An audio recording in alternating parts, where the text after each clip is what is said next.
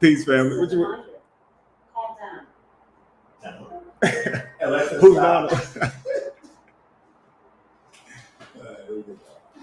Rise and shine, everybody. I'm gonna give y'all a minute to come into the room, man. This is gonna be a good one. Let me make sure I can see me on all the platforms. Then we're gonna be ready to get this going.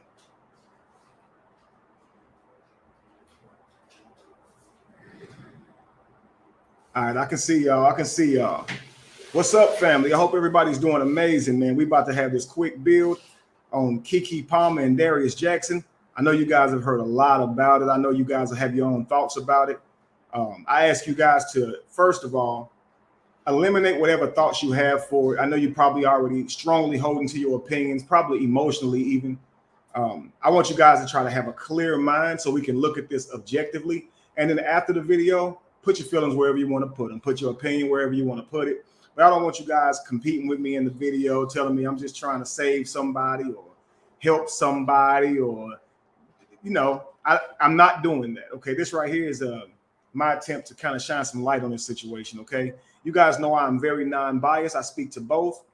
I recognize I got a mother and a father, a brother and a sister, daughter and a son. Okay, so I speak for every last one of them. I don't want a one-sided world that is unbalanced, where either one of us are safe. Any gender is unsafe, right? I want both of us to be safe. All right, so you guys have seen the Keke Palmer situation, right? And Darius Jackson situation. What is your thoughts so far before we hop into it? Peace, Uncle Jesus Show. Peace, Teresa. Peace, King Mars. Peace, DG. Peace, Cynthia Craig. Peace, Teresa Williams. Tawana Baskin. Peace to you. Rise, my beautiful wife, Lacey.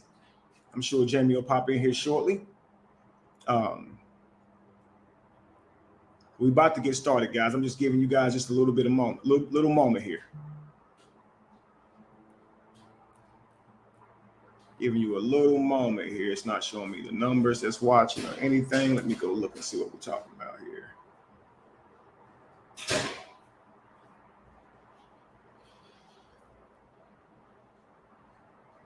Please tag somebody, family. Share it. Please tag somebody, share this video, comment, like, all that good stuff. Raise the algorithms, family. I want as many people in here as possible to be able to watch this live, okay? Cool. If my brother's in here, make sure you commenting. I want you to see this.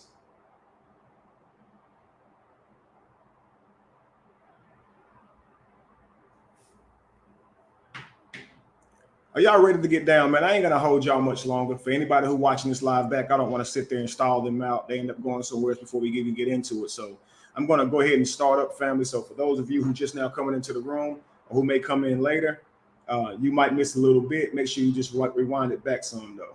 All right. So without any further ado, we're gonna go ahead and get into it, okay, family? So you guys know about the Keke Palmer situation. It started off by us seeing several photos. I think like 7 photos. They looked like he was doing something egregious to her, horrible to her. In fact, he was. I still stand on that it is abuse. However, it's not an attack to harm her. It was to take her phone. And you're about to see that, okay? So let's first start showing you guys from what we saw. And I want to encourage you guys that when we see things like this in the future, just slow down a bit, exercise some patience, and wait until more information comes out. Again, we don't know these people, and people are always going to put out the most inflammatory things, especially if the aim is to ruin somebody, okay? You would expect if somebody is a victim that they come with evidence, so you have to expect that. So what you should do is wait for that evidence to present itself so you can have a more logical argument when you're blaming. So we're not just saying, hey, I'm biased to choose this person because of my emotions, okay? But let's get into it, family. Here is the initial video. This is the photos that came out, of course. And I got the videos in order here, and I'm going to play this, and I want you guys to see what's happening. All right, let's take a look. Hey, let me go and make this a little bit. Well, I'll keep it like this. Let's go, guys.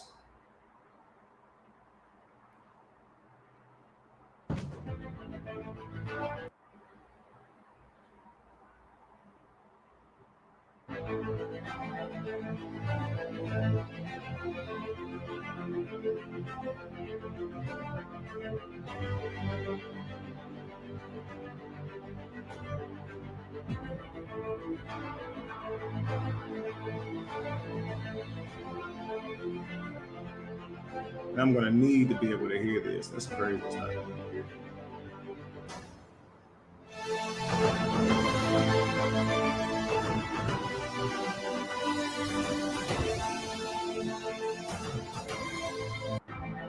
Tone.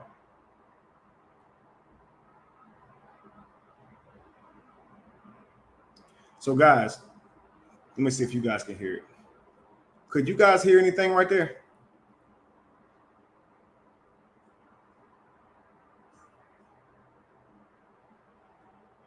Two different things, Brikayla, and I'll explain that too.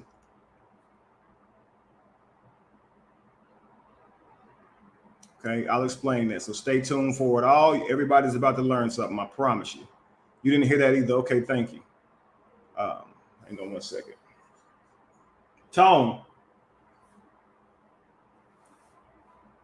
Tone.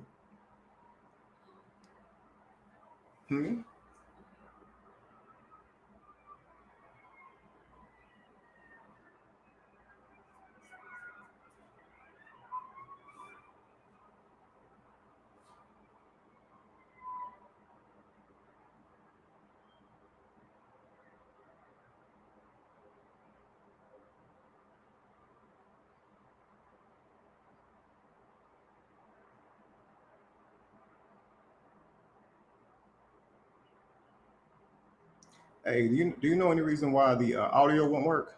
I can't hear the video that I'm playing. Okay. Cool. Okay, so y'all could hear the music playing, but I couldn't hear it. That's weird. Wonder why I didn't play it for me. So you guys could hear music. Okay, I did. Okay, so that's fine. You could hear it. I couldn't hear the music, but he's going to come and help me work with that. I am going to go and review the video then just for this part because I don't need to hear it for that. But there is some audio that I do need to hear. So let's go into it, guys. So you see he's standing here face to face with her. There is an encounter. He's asking her about the phone. Of course, he reaches for the phone. He's not choking her. He's not punching her. He's grabbing for the phone. She's holding the phone down by her stomach with both arms. And she's starting to now put her knees into his stomach to push him off of her, as anybody would, right? He's going to sidestep her legs to keep her from pushing him off of her so he can get some leverage. And then he's going to pick her. He's pulling the phone, but because she's holding the phone, it snatches her whole body up. Now, this is abuse. He shouldn't have done that. And now she's kind of leaned over the back of the couch. And with leverage, he yanks to the left to try and rip the phone from her hands. And then he lifts up on the phone. And then here, when he gets the phone loose from her hand, you see that she falls back down onto the couch like so. And then he turns off to go into the bathroom so he can go through her phone. And then she pops back up over the back of the sofa to go back after him, right? Now, in an abusive situation, if he is an abusive person, you don't want to go back after him for the phone, okay? Because he's liable to hit you. So right now, he just wants this phone. He's not trying to hurt her from what it appears. He just wants the phone, okay? Is this abuse? Absolutely. Reaching for her phone, tussling with her for this phone could invite fear upon her, trauma upon her. You're overpowering her. She definitely feels dominated. She definitely is in fear. You pose an imminent threat because you are much stronger than her. That is abuse, even if you're not intentfully trying to harm her, right? And a lot of times when a woman's going through a man's phone, we don't call that act abuse because he doesn't feel intimidated by her at all. He doesn't feel an imminent danger. She's much weaker than him. He doesn't feel threatened by her, so he doesn't even feel abused in that moment. And so, guys, I know a lot of you may say, well, if you try to take my phone, ain't that abuse? I mean, it is. But when she says it's abuse, she's not just trying to play sides. She literally feels abused whenever if a man goes to take her phone, confiscate her items, because he's so much stronger than her. And you got to think, in that tussle, you could break her fingers, you could break her hand, just trying to grab tightly because our bones are a lot stronger than theirs. Okay, we're a lot stronger, a lot tougher, a lot more durable. I think we need to understand that it's abuse all the same, simply because the action is there. But I don't believe that most men look at it like it's abuse when it happens to them. So we may be invalidating women when they feel like it is abuse, and we say, it ain't abuse, he just wanted your phone. No, it was abuse. He chose to physically try and take her phone. He went into his lower self to try and use his strength to take that phone. That's abuse because she's grown. You can't make nobody give you your phone, give you their phone, right? Tone, can you see about this real quick? My bad. They can hear it, but I can't. I said they can hear it on their side, but I can't. Right. I was telling her because it sounds like a StreamYard issue. In order to quickly resolve the issue, it would be faster for her to turn it up so you can hear it. Well, it plays way later though. Oh, it's delayed. Mm-hmm. You think it could be the mic? Huh? You think it could be the mic? It's not the mic. Because everything's turned up here. Mm-hmm. But if I hit play. What's your mic? Go to your volume right there. Okay. Not that, yeah. It's speakers shouldn't be speakers. Click that. Click the rotate. Okay. So let me see. There we go. Thank you. Mm-hmm. And it's probably doing that because the speakers are just going to play right back into this mic. No, it's headphones. Okay. Do you have headphones? Yeah. Mm-hmm. Well, we don't want to touch the mic though. Okay. Cool. All right. It should play back when you start talking again. You're muted right now. So. Well, no, they can hear me, but I'm saying I'm talking about right now. Just for a second. Mm-hmm. They can hear you. Mm-hmm.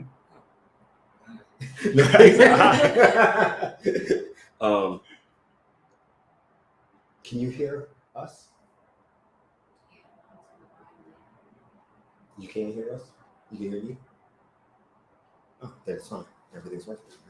Okay, but when I hit play on this, the sound's gonna come through this speaker and feed back into this mic. Is that gonna be a problem? What do you think? I would just hit mute. Mute.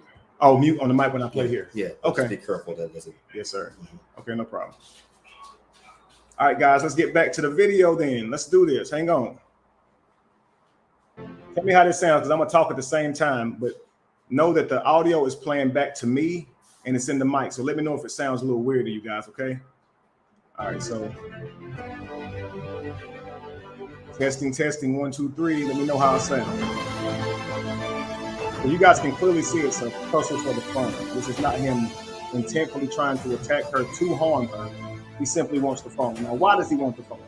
He believes there's something in the phone, right? So when a person doesn't trust you and they believe that you're going behind their back doing things like that, doing deceitful things, they'll want to see your phone. Now, of course, you as an adult are not going to want to give your phone up, but I always say in this case, don't try and take the phone in the relationship. They won't give you the phone in the family relationship. All right, you can't make them give you the phone. It would give you security, give you reassurance to see their phone, but if they're not offering that to you, they don't care as much as you do. Let's be real, or they're guilty. All right, that's how I look at it. Because you got to think someone's putting up that much of a fight to keep you from their phone also. Got to be something there. That's how I would look at it. Nah, that's just for me because I didn't look at my notes. All right, so guys, how did that sound? Sounds fine, no issue on this end. Okay, perfect. Good. Yes, sir. So, of course, you guys know that she got a restraining order on him now. She has sole custody of the child. And, of course, he's been all over social media and his reputation is, right? Going through the ringer. So let's get into this audio that just came out of Keke's mother, okay? Let's do it. Listen at this, family. Listen at this audio, okay? Everyone is looking at this saying, what are your thoughts on the audio so far of the mother? A lot of you guys say, well, I understand that she was upset for Keke and trying to defend her daughter, and she'll say anything to defend her daughter. Is that how you guys take it? What the mother said, if you guys have already heard what the mother said to him, he recorded them. He secretly recorded them without them knowing. So he knows he's recording, right? But they don't know. So he has an advantage over them, right? What do you guys think of the audio? I know it takes a while for you guys' comments to start showing up, so I'm gonna give it a second. Let me know what you guys think of the audio. If you've heard the mother's audio. We're about to get into this today, family. Was it necessary on her end, the things she was saying, Honcho? Is that what you're saying? Because a lot of people are saying, I completely understand why she did what she did. She's just being a mother. She's just being a mother is what they said, right?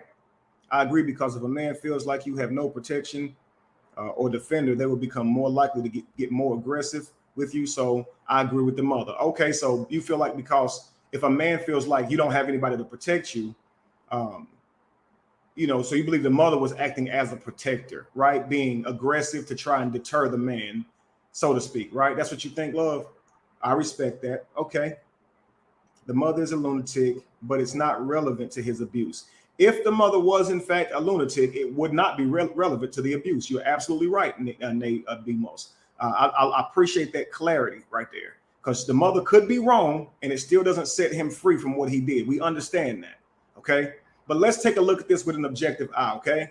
Let's get into it.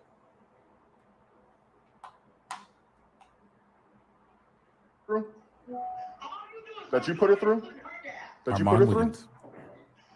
What the fuck is you saying, ignorant? That you put it through? Can you speak English? That's part of the reason why you can't get no acting job. I'm sure. Your articulation is poor. I'm sure. What the fuck are you saying? I'm sure. Armand Wiggins. If only you actually like. Put it through? What does that mean? Can you put it through? Okay, hang on. I can barely hear it. That's crazy. Let me go back. We're gonna do this two different ways. So I'm gonna play here on my headphones the same time, so we don't miss a single word, okay? Because I don't like that. I can barely hear it. Let me know if you guys can hear it. Could you guys hear that? I know it should sound good to you. You probably got your headphones on and stuff like that. Let me put my AirPods in. I'm gonna play from my phone at the same time as I'm playing for you guys.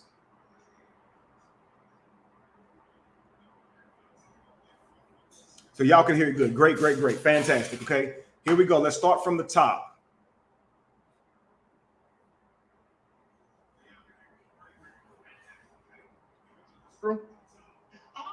That you put it through?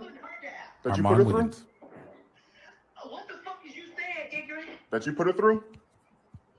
Can you speak English? That's part of the reason why. Okay, cool. So hang on. I'm gonna stop it right there. It's it starts off with him saying, "What you put her through, what you put her through."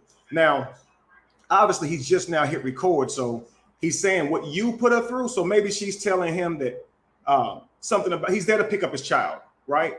So if I'm trying to put two and two together and figure out why she's saying this, Keke Palmer is about to say what he is talking about is sacrificing your child's childhood for Hollywood, for money, right? And so he's like, what you put her through, what you put Keke through, because he's talking to his mother, to her mother, what you put her through, right?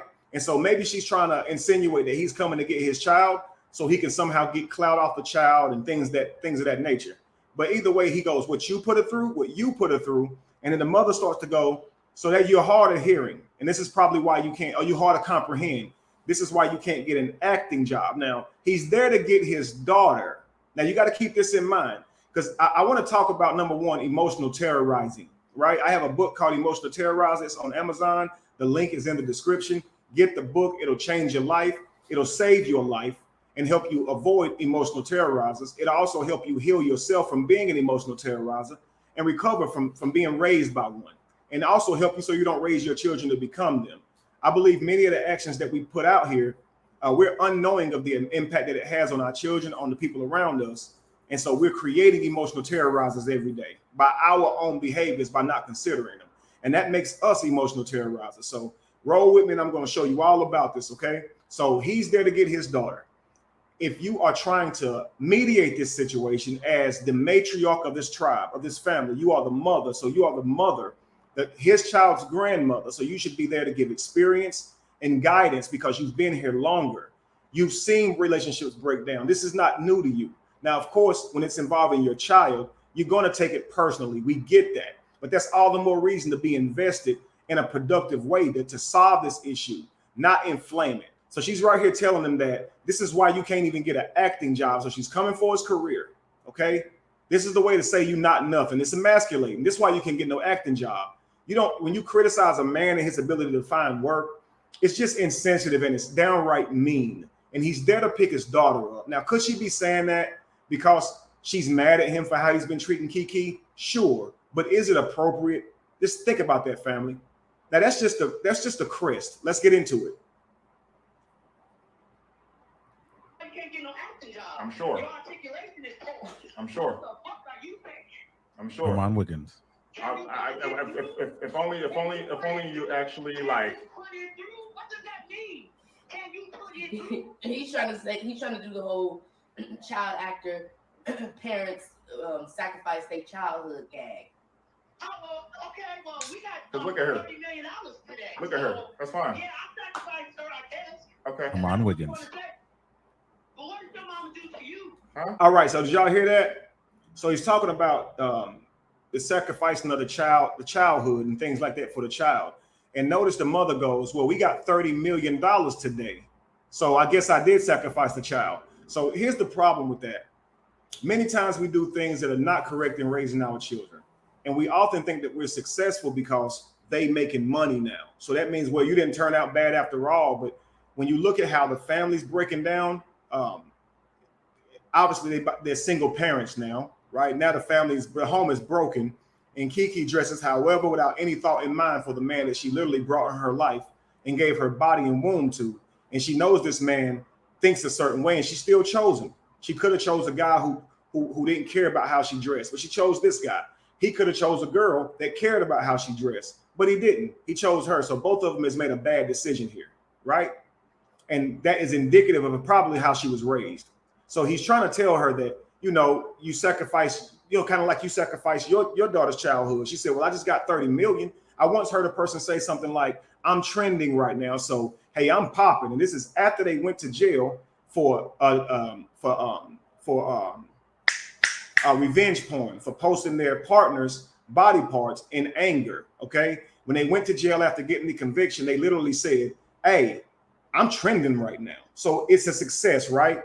So we can't look at life like that. We can't say, okay, well, let's say a drug dealer raises his son, right? And okay, well, your son is just like you. You raised him. You taught him the wrong way to make money, right? Well, he just made money. So I guess so call it what you want. At least he's making money. Like, no, it's still a problem, right? Because that cycle is going to continue. So you can't just look at you making money and say everything is right. It's not right. It's a problem, right? But let's continue. She fucked you up. My mom's fine. You should have been a child entertainer. I'm You good. should have been one. Maybe you would have more gumption. Maybe you would have more get to it. Because your mama fucked you up. She turned you into a punk ass mama's boy who harasses a woman. What kind of bullshit is that? Your mama should be ashamed of herself. She should be telling you, why are you harassing this girl here? Hang on.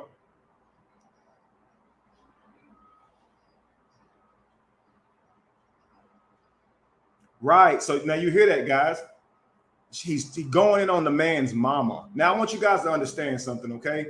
This guy is with your daughter right now, right beside her. You're on the phone. You're saying that he's already been abusive to her. You're not bringing that up. You're not bringing up the break-in. You're not bringing any of those things up. Instead, you're saying his mama should be ashamed of herself, right? For how she raising him to harass. But what does harass mean? Why didn't you say you're hitting her? You're breaking in her home, right? You're abusive towards her. Why didn't she say those things, right? But she's telling him his mama, your mama should be ashamed of herself. Now, if you want this man to remain calm and you don't want him to abuse your daughter, you probably shouldn't insult him to this degree, because if he's really not in control of his actions, that's what an abusive man is. He's angry. He ain't in control of himself, making him a weak man, even when he's strong, because you can't control your own being and you're angry. And so now you're going to hit, right? And you're going to hit your woman. That's ridiculous, right? But you don't want to piss that man off because he lacks physical control. He lacks emotional control. But the way she's talking, if you're saying this to protect her from him, this would actually invite harm upon her, right? So if you're saying this person's a loose cannon, he likes to hit when he's mad, to me, I would say this is not the way to talk to this man right now, right? Because you're not there to do anything about that, right? So I can see that the way she's handling this is not positive at all. And this is why I say, I'm going to go ahead and tell you, I believe all three of them are emotional terrorizers, okay? Does the mother have a right to be upset? Absolutely. But I always say be angry, yet sin not. So even if you are upset as the matriarch of this family, what you should be doing is pouring into this family, okay? Enlightening this family, finding out what's going on and getting to the bottom of it. But instead, she's playing the role of antagonizer, so to speak. She's just cussing her out. So a lot of like she calls her mom. Now this is her mom on the phone. Keke's allowing this to continue. Darius throughout the video says this happened several times. And so if I went to my mom or dad about an issue with my wife and this is how they talk to my spouse, I'm not calling them no more. They've lost my trust. I'm going to go get a counselor because the way my mother or father just chose to handle this literally made it worse. Do you understand? But let's continue. Because Why are you doing this? Why say horrible things to her? she's the one that kept wanting to come back around. Trust me, I didn't want this. But that makes no sense as to why you harass. You hear that, guys? There's no need to say horrible. Ooh, he said there's no need to say such horrible things. And he says she's the one who kept coming back around, right? Did you hear that? She's the one who kept coming back around. I'm here for my daughter. Keke did not deny that, okay? But she goes, there's no need to keep saying mean things, and she's right. There is no need to keep saying mean things, but why does he keep doing that, okay? Because he's an emotional terrorizer. You understand? Nobody's innocent here. All right, let's continue. I hate that I can't hear this in real time like you guys can. Horrible things and send me this Usher picture. There's no reason for that. You do that because you're nuts. There's no reason for you to say that. Jezebel, calling me Haiti. That's all unnecessary. You do all of that unnecessarily because something's wrong with your mind. It's not normal. You sound like you have a broken brain and you need to go to see somebody because you're chemically imbalanced. There's nothing that I've done for you to stay on that page. People have endured more. I've endured more from you, and I don't do that to you. I don't sit up there and call you all kinds of names and do stuff like that. You randomly have an episode and then you harass me for an hour straight. That's what you do. Okay, we're gonna run that back. I want to hear that again. For an hour straight, Paige. People have endured more. I've endured more from you, and I don't do that to you. I don't sit up there and call you all kinds of names and do stuff like that. You randomly have an episode and then you harass me for an hour straight. That's what you do. It's not normal. It's not necessary. You could just not talk to me. Okay, and she's right, you guys. She's right. And I know a lot of y'all might be saying, well, you the one went and dressed like that in front of Usher. It's true, she did, which makes her an emotional terrorizer. She thought solely about her own desires and how she wanted to look that night, didn't think anything about her partner. And when he spoke on it, she disregarded him, invalidated him, and made some diss rap songs about it. I mean, damn, right? So she handled that in what you would say is the worst way, right? But here's what's happening. He's sending her Usher pictures even to this day, okay? It's crazy. And then he won't leave well enough alone. So he's crying over spilled milk. This has already happened. And what it is he's really mad. He's mad because this is his wife. That's what it is. Not his wife, but this is his significant other.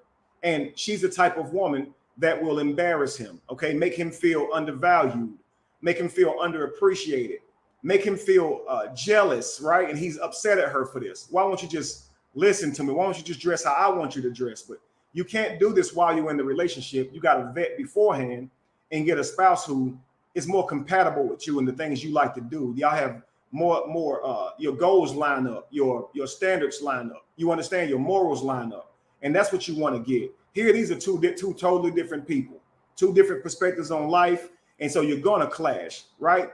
And so during this clash, he didn't get what he needed from her emotionally, right? And he won't let it go. So just imagine they're having a good day and all of a sudden he's mad, thinking about the Usher shit. He believes that because he's mad in that moment, it gives him a right to go right back into this stuff again. And it just doesn't. Your partner does not deserve to be humiliated day in and day out, even with their own past actions. If it's over and you said you forgave them, then both of y'all got some work to do. That the person who hurt you, they have to do some work to reassure you, to let you know that you can trust them. And that has to look like effort, right? So they can't just expect you to just trust them all the same and let them go wherever without saying a single word. Don't check in on them. Don't want to see their phone when they've just done something egregious to you, right? And if they are doing that to reassure you, what you have to do is work with them. You got to forgive them. What does that look like? Does that mean that the anger automatically leaves your heart? Not at all. But it means that you can't bring it back up. So forgive and remember no more. I don't know if you guys remember that scripture. Remember no more. It means do not put together again. So it doesn't mean you forgot it. It's just saying don't sit there and conjure those thoughts up again. Remember, right? To dismember means to break something apart. To remember means to put it back together again, right? And so when you remember something, you sit here and you let all these thoughts go through your mind. And what follows those thoughts are emotions. So now you're angry again because you're thinking about something, right? When in reality, if you don't want to be with this person, if you can't treat this person any better than what you're doing, it's best you leave them alone for both of y'all. Even if you're mad at them for a reason, right? You have to understand that because now you are an emotional tyrant and you can't leave well enough alone, right? So let's continue. And again, she says that he keeps having these episodes where it's like his brain is broken, right? His brain is broken. That's called trauma. He can't seem to get past it, right? And then whenever he gets upset, he goes in on it, right? Let's go back. For an hour straight. That's what you do. I've endured more from you, and I don't do that to you. I don't sit up there and call you all kinds of names and do stuff like because you're chemically imbalanced. There's nothing that I've done. You hear that? You're chemically imbalanced because your emotions are linked to chemicals, okay? Dopamine is a chemical that makes you feel really happy, right? And other chemicals make you feel really sad. Some make you feel depressed. And so we're really just cycling chemicals through our body. So there's something chemically wrong here, right? Because once he thinks about it, he's manic for at least an hour and he keeps on going in. And here's my thing. What I would say to Keke is this. Absolutely, you don't deserve him to keep bringing it back up. But when your partner brings it up, try your best to reassure them immediately. Try your best to apologize immediately. Well, I've apologized 1,000 times. Absolutely, you have. But what you're talking about is regulating your partner's emotions. So what they need is their emotions regulated. So what you're going to do is help them with that. I can understand that you're upset. Baby, like I said, I'm sorry. And again, I'll never do that to you. Please calm down. Let's move past this, right? He's still mad. I just can't believe you did that. And you're right. I'm sorry, right? But if you keep going back like, yo, you keep bringing this up, get over it. That's why he's on it for about an hour or more. Because when you tend to bring things up, people feel pestered because you're still bringing it up. And so really they care more about their peace. So they're kind of like, yo, will you leave this alone, right? And you feel like they're abusing you with your past actions. Every time somebody brings it up, you feel like you have to defend yourself because they're not just saying you did a thing. They're saying that you are a character. You are a person, right? So you're calling me Jezebel, right? You calling me cunt. You calling me a whore. You calling me all these names to go with the accusations, right? And that's because when you do something that your partner recognizes that you will do something, that you have low character in a certain department, what they tend to do is also judge you very, very harshly, very critically. So if a man cheated on a woman, she's not just going to say you cheated.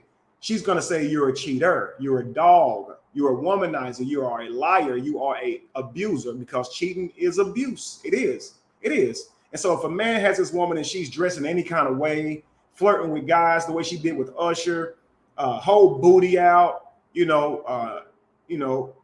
he's going to see her as a Jezebel because he's going to say to himself, could a normal woman go out with her whole ass out like that? Like, I think she would feel nervous. I think she would feel naked.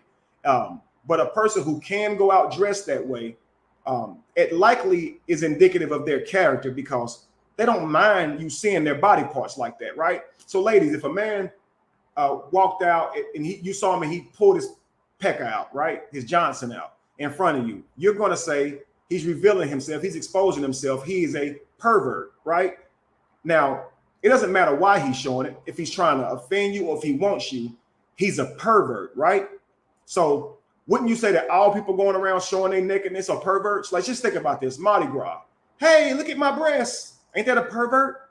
I mean, to a child, wouldn't you cover their eyes all the same? You wouldn't want it to be seen. And I'm just saying socially, certain things are more acceptable for women than men. And in some areas, certain things are more acceptable for women than men, or vice versa. That's why we call them biases, right? Or double standards. But again, he keeps rehashing this over and over and won't leave well enough alone. All right. That's an emotional terrorizer. You got to forgive. Just because you're emotional don't mean you get to terrorize. But you feel justified when you're angry. Now he's in pain.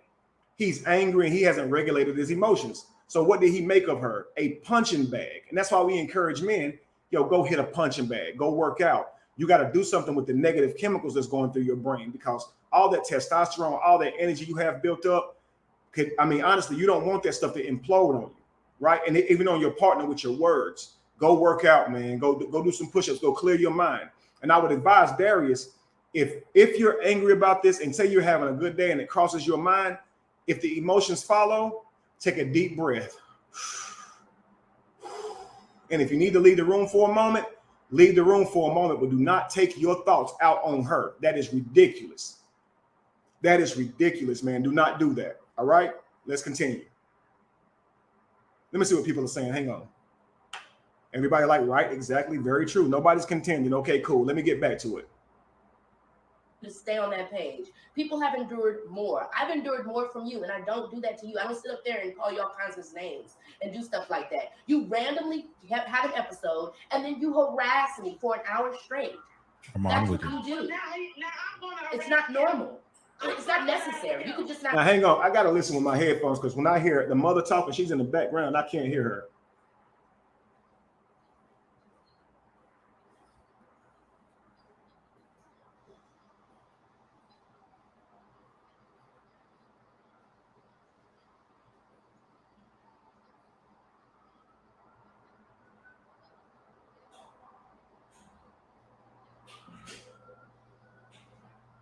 Okay, so now the mother says, so now I'm going to harass you. Let's continue from there. Talk to me. I'm going to harass you. Usher's bisexual. He sleeps with men, you stupid motherfucker. I'm on Wiggins. You should know you spend a lot of time with Darius. Let me see. Let me make sure I can hear this part right. Hang on. You should know you spend a lot of time with Darius.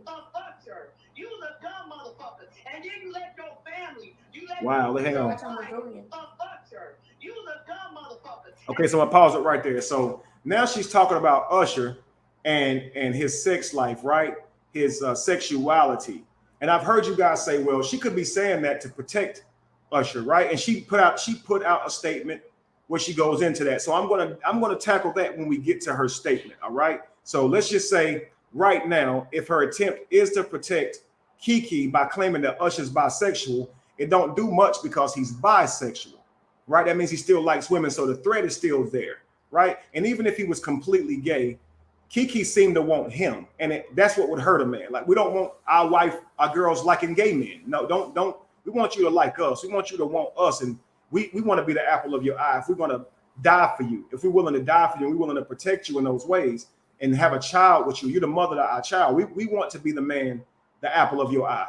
So you lusting after other men, you doing these types of things are absolutely embarrassing to the brother. Do you understand? And calling Usher gay or bi, again, if it's to protect Usher, I mean, if it's to protect Keke, it's at the expense of Usher. At least you gotta admit that. Let's throw this man's whole reputation under the bus, so he can feel comfortable with Keke and Usher working closely together. Like, that's not the way to handle that, man. That's not the way to handle that. And I've seen girls do that too. Say their best friend is gay because it's a guy, and they want to still hang out with him. Don't tell nobody I'm gay. We just can't hang out no more. I don't like that at all. That's crazy, man. So I'm not playing gay for you to be your friend, and you better tell this dude the truth. I'm straight. Don't say I'm gay at all to try to make him more comfortable. Don't come for my reputation, man. That's crazy. All right, so I feel like that was cold-blooded because what did Usher do to deserve it? Well, karmically, he been sitting here trying to rub this stuff in their face forever, right? He was sitting here playing right along with Keke whenever they were sitting here really tormenting Darius with the flirting, with the open flirting and the videos they kept making, right? She going and hopping in his music videos. If I'm Usher, I'd be like, look, let's hold that off until you get your situation at home fixed. I don't want to infuriate the guy or mess up your home situation. But nah, they just, let's go full way. He ain't ready. We don't care. Let's just rub it in his face. And now look at you, Usher, being drugged through the damn mud. Everybody gay now. Y'all noticing that? Everybody. Listen, they say I'm gay too, so I ain't sitting here trying to talk shit. I'm not gay. I just wonder if they not too, because everybody gay right now. All the black men are being ran through the mud and emasculated. I don't know if y'all noticed that. It's just a lot of gay gestures, a lot of gay accusations going on. It's crazy as hell, yo. I don't really hear that about women. They don't just say, she's bi, right? Like, people don't bring up that women are bi because it don't really, I mean, it don't matter either way, okay? But if he was bi, the situation still happened. She still wore the dress. She still flirted with him. The argument still happened. They still working together. All the disrespected stuff is still in there. So I feel like if it's a girl, whatever the case may be, saying that she's bi ain't gonna change nothing. But we know why we getting called gay. Let's be honest. We know why we getting called gay out here. It's to emasculate us, right? Men are shamed for being gay. Women are not. And that's why it's an insult to call a man gay. Notice they're not saying it as it's just a factual thing. Like, he's gay. Factually speaking, he's gay. No insult behind it. They're like, nah, you gay, you zesty, you a fruity booty, it's an insult. They don't mean it, okay? Now, if they just saying I walked in and called the brother, he was gay. And now I ain't trying to be funny. I'm just saying he's gay. I'm not trying to talk junk. You can almost kind of be like, okay, this person's not saying this to kind of make the person look bad. They're just saying this as a factual thing. But the way this stuff get presented is to make you look bad, right? So let's continue. And this is so weird. I don't know, but let's just go. And then you let your family, you let your brother talk you into, hey man, look, your brother's a pussy too.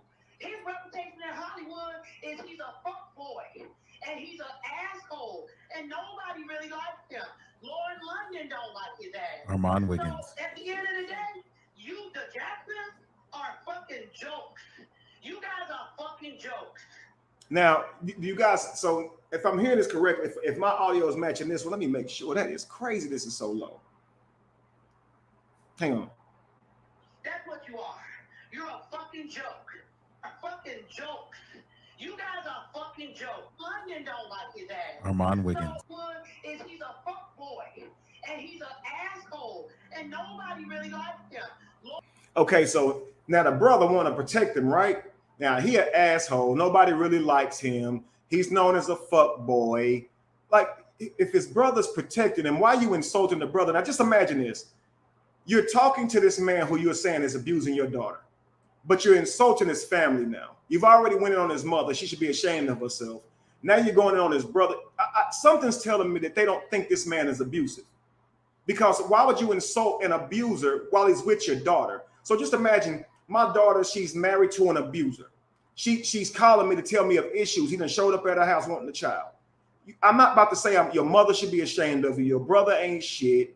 You blah, blah, blah, whoop-de-woo, because he's right there with my daughter. Do you understand? Like, to me, it's like, I'm not going to infuriate a guy. I'm trying to defuse the bomb. I'm trying to defuse the situation. Let me see what you guys are thinking in the comments.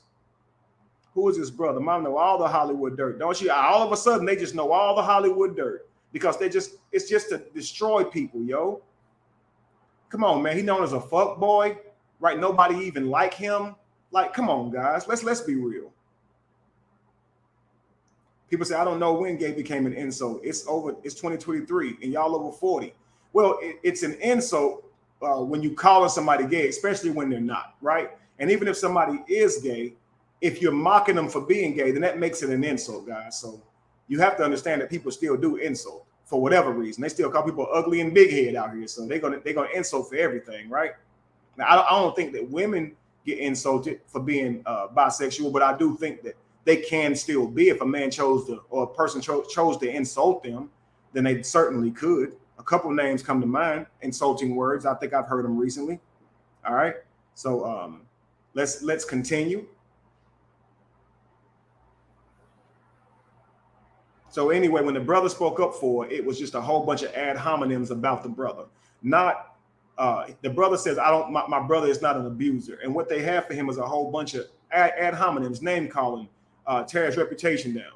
Not a logical reason, not anything logical for the brother, right? But let's continue. Lauren London don't like his ass. Armand Wiggins. So at the end of the day, you, the Jacksons, are fucking jokes.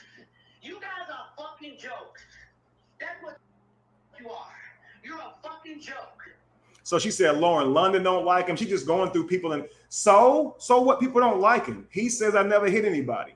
Why are you insulting my brother, man? Like, I'm just here to see my son. Right? Let's continue. So don't blame Keke for being a joke. You was a joke before you met her. Armand Wiggins. So don't blame her. Don't call her cunt. You hear that? And what man thinks that You was a joke before you even met her. So it's like you wasn't nothing when you met her, right?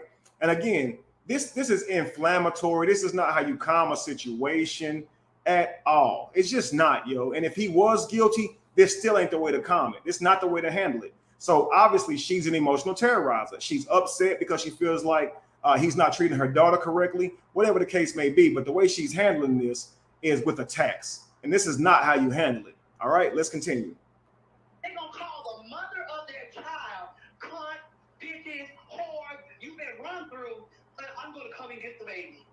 What kind of mental motherfucker are you? Nobody does that, Darius.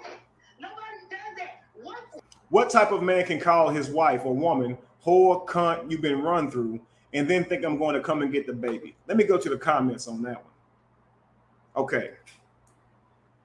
So, what type of man would call his woman a whore, cunt, Jezebel, all these types of things, and then think he can just come and get the baby? So, ladies, do you guys believe that if he doesn't treat you right, that if he insults you, that he can't have access to his child? That you can weaponize the child now and say you can't see the child? So let's just say you call a man a deadbeat. You call him a loser. You call him broke, busted, and disgusted, ain't shit, never will be shit, small penis, the whole 9 yards. You call your baby daddy that. Does that mean that you shouldn't be able to see your child? Because you can say a person's not good for you and we have a toxic relationship, but let's separate so we can be healthier for the children, okay? But she's saying, how can you expect to call somebody these names and then think you could just go get your child? So she's justifying weaponizing the child because she's mad at him for what he's saying. And I'm telling you now, that's not right, because you're not considering the child. The child's still going to want access to their father. And so you're trying to punish the man. That's not the way to do this, family. One has nothing to do with the other. Absolutely right, Lacey. So if the man has insulted you, we need to deal with that, but in a different way. It doesn't happen like you can't see your baby then. It's more like, yo, we need to get counseling, mediation, right? We can't be talking to each other this way if we're going to co-parent. We got to work through this. But them coming to get the child and take the child back with them, yo, if I had a baby mother who said I was lame, I was weak, I was a piece of shit, ain't shit, dude, I'm not going to keep her from her child, yo. Come on, now that makes no sense, right? And they've been weaponizing children forever, keeping men from their children. So he went to see his child. So now you can't see your child because you call her a hoe, a Jezebel. But why did he call her that? So it's like he has no grace here, right? Now, ladies, I'm sure you guys don't want to be mistreated, right? You don't want a guy that'll he has wandering eyes. He don't give a shit if you're standing there. He'll just look at women. He just flirts with women. You catches him all the time, texting back and forth with women. You've caught him before. Now, you said over and over, treat me right, it hurts my feelings. Now, he ain't doing it. So eventually you start to get upset.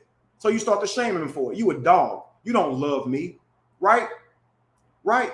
You're a cheater, right? You're abusive, right? Because cheating is abuse. It's emotional abuse. We know this for a fact. And when you go back to her and sleep with her again, and you can contract STDs with her, then that makes it physical abuse. So it's multiple levels to this, family. Do you understand? And then it'll cost you, which makes it financial abuse. I'm just playing. I ain't gonna try to weasel that one in there, but you know, it's definitely a couple of different forms of abuse there, right? And so if your man is mistreating you over and over and over, he don't have no self-control. You know he'll go. You don't trust him with his friends, when he's not with you. How you treat him would likely change, meaning you'll probably call him a lot of names, especially if you're not strong enough to leave him. You'll just stay with him and treat him badly. I mean, it sucks, but that's what it is, right? And so now it's like I'm punishing you for calling him the names, but he is a dog, but he don't treat me right, but he is an abuser, right? And I'm just calling him those things because I'm mad at him for doing it. So he's calling her Jezebel. It's wrong, because if she doesn't behave like you would like for her to, simply leave her. Don't call her a Jezebel. You're just not going to be with this type of woman. And a lot of men, we need to understand that the best thing for us to do in these moments is just walk away. Because as soon as we start name calling and being physical, we're going into our lower self to try and protect ourselves, right? So really we're scared. We're jealous. We're in fear that she'll go do something, right? That she'll cheat on us, or that she is, or that she's embarrassing us. That's the thing. We don't want to be embarrassed. We don't want to be humiliated. We don't want our heart stomped on. We don't want to be played. We want your loyalty. And if we don't think we have it, the best thing to do is leave. But if you stay, men, what's going to happen is you're going to become too overly emotional. You're going to act out and ruin your life trying to control this person who does not want to be controlled. So you want to find somebody who also doesn't like doing those things.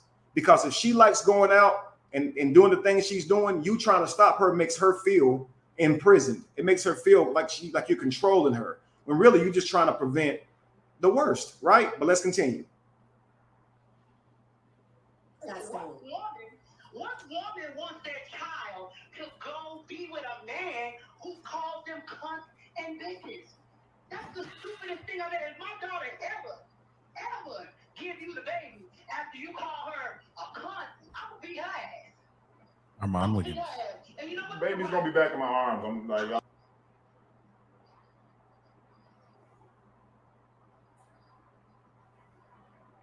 wow, did you hear that? So if she ever let a baby go back with you after you insulted her like that, I'm gonna beat her tail. So it's like, so okay, I thought you thought hitting was wrong.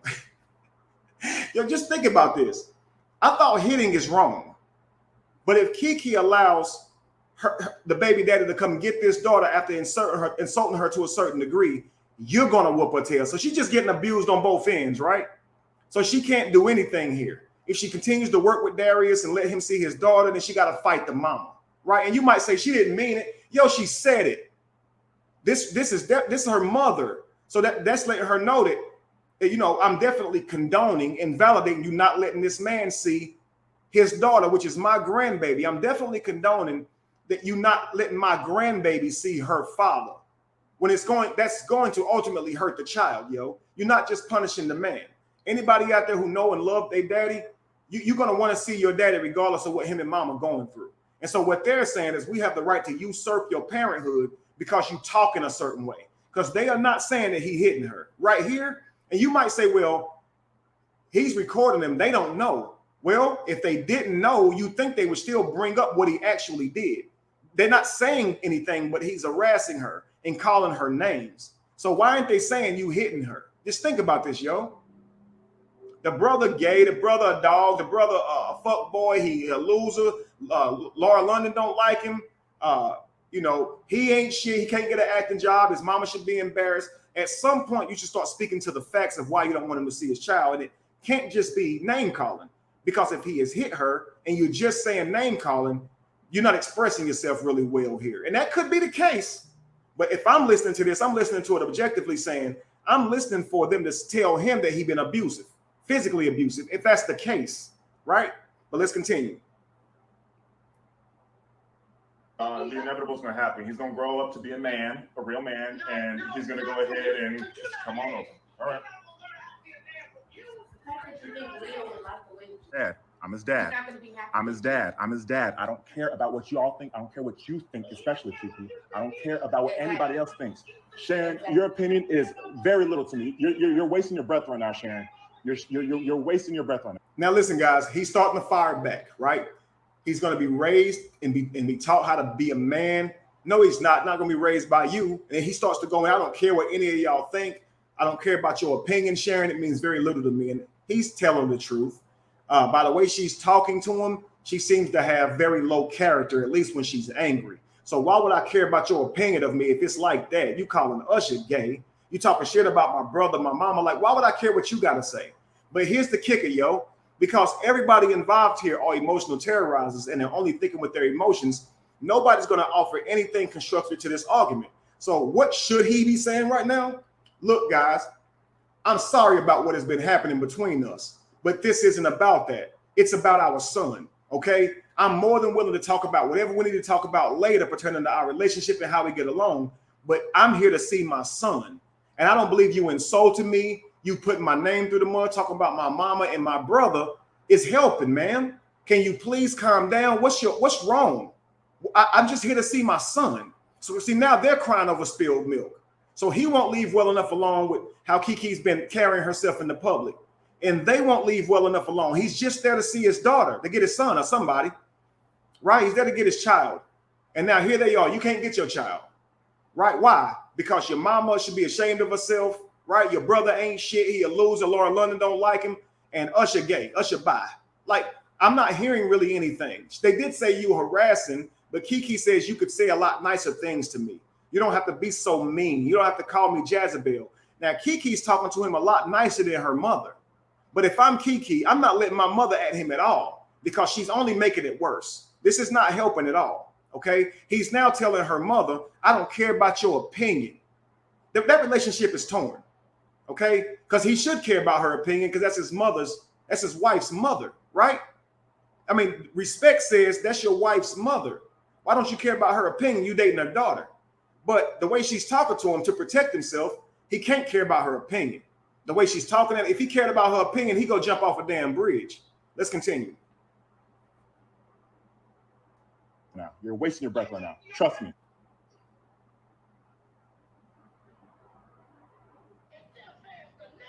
Yeah. Armand Williams.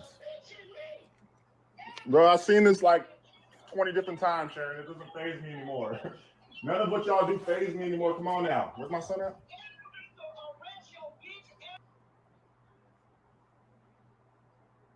So did you see that? He says, none of this stuff bothers me anymore, right? You do this stuff 20 times. You do it over and over. So he's saying out loud that I've been through this before, right? Now, you guys said, obviously he does this. He recorded the conversation. Okay, Cedric, why aren't they telling him that? Think about this. This abusive man who's normally very explosive is now being calm and exercising patience. You ain't catching something is amiss here?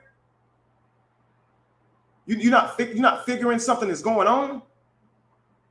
So I would be saying, yo, why are you being so calm, such as he's normally not calm, right? He's normally very aggressive and explosive. So I would be saying, yeah, it's something going on, because look at how calm he's been. Look at his responses today. They're very different. Normally he'd be yelling and cussing back, but today he's simply not, right? And it could be because he's recording. But what I'm saying is, if a person is normally explosive to me and they got me 38 hot, because you got to think by now, why does the mother still have the same energy? Because he's not really giving it back. He told her, I don't care about your opinion. I'm going to raise my son to be a man. He didn't say, you ain't shit. Your brother ain't shit. Your mother, sister ain't shit. He's not firing back. But her anger is still on 10, meaning that she's that hot without him fueling the flames, right? Now, he's not calming her, but truth be told, I mean, she's still going, right?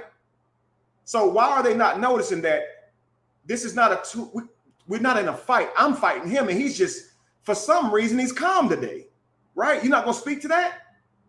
Guys, you got to imagine this, man.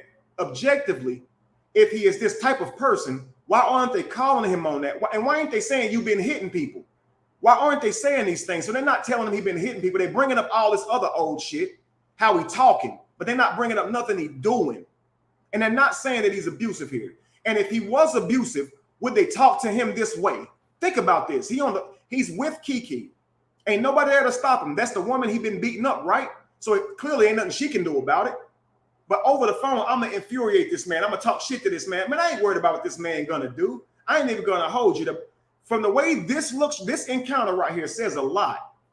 It does. It says a lot, family. All right, let's continue.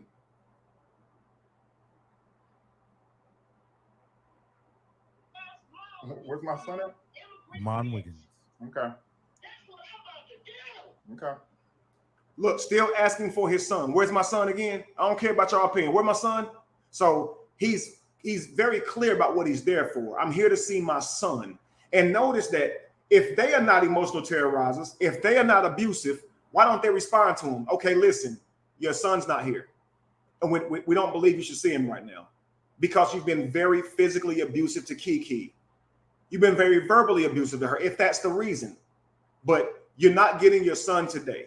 Well, I'm going to take this up with y'all in court. Then we'll see you in court, but we're not letting the child go with you today.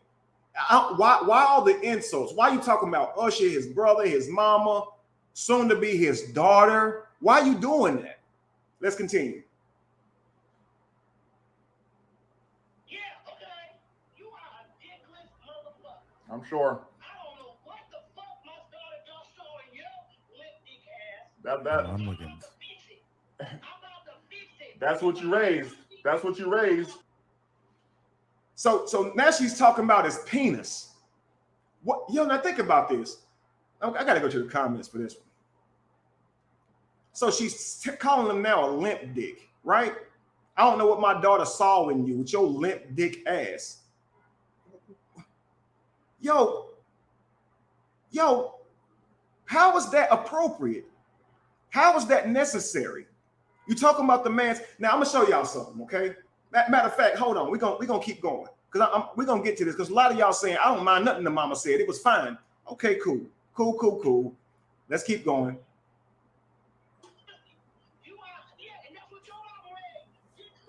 Okay. I'm sure. I'm sure. You probably suck dicks too. Okay. Armand Wiggins. Yep. You a dick sucking motherfucker. All right. So about a bullet. If you keep fucking around, I might get somebody to fuck you. All right. So about that bullet again. Armand Wiggins. Now, guys, do you hear this? Now, guys, what that got to do with anything? It's only inflammatory. That don't make the situation better at all. You a dick sucker. Your mama raised a dick sucker. Your brother a dick sucker. You probably a dick sucker. And if you keep it up, I'm going to get somebody to come and do something to you sexually. Like, okay, think about this, guys. Man and woman arguing, okay? Man can't get a woman to act right, right? So he calls his daddy, his patriarch. Hey, Dad, my wife's putting me through it, right? She hitting me, blah, blah, blah, woo-de-woo. She cussing at me, talking to me any kind of way, right?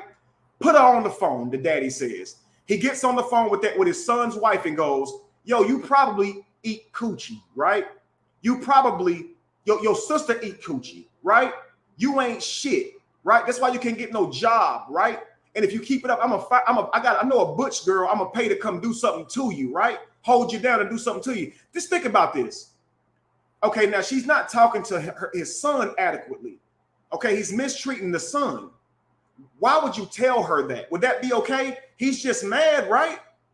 He's just the grandpa. He's just mad. He just want her to treat his son better. So he should tell her that her coochie is insufficient, right? You got lame coochie, right? Right, you got limp dick. What's the flip side of that, guys? You got a hallway down there, right? You stinking down there, right? You stretched out, you loose down there, right? Why is he saying that? That's so inappropriate to be saying that to your daughter's, to your son's girlfriend or wife. People saying he's not the spouse. I'm not. It's a mistake. They're partners though. They're in a relationship. So regardless of them being the spouse or not, that the behavior is not any better because they're not technically legally married. Do you understand? So if they were legally married, I'm sure you guys wouldn't like the grandfather cussing the wife out. And I'm sure if they weren't legally married, you wouldn't like the grandfather speaking to the wife in this way. So we all have to say, okay, let's be non-biased. We're saying that this is okay that this mother, the grandmother, is talking to this man this way. Limp dick, you're gay, you suck dick, your brother suck dick.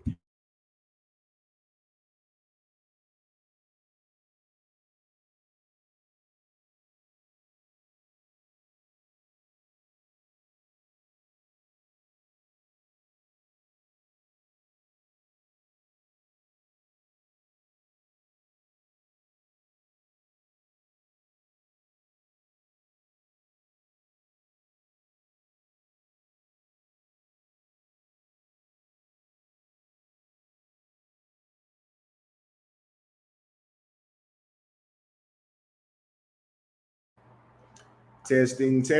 Can you hear me, guys? Hang on. Testing. Okay, we cool. We're back in there.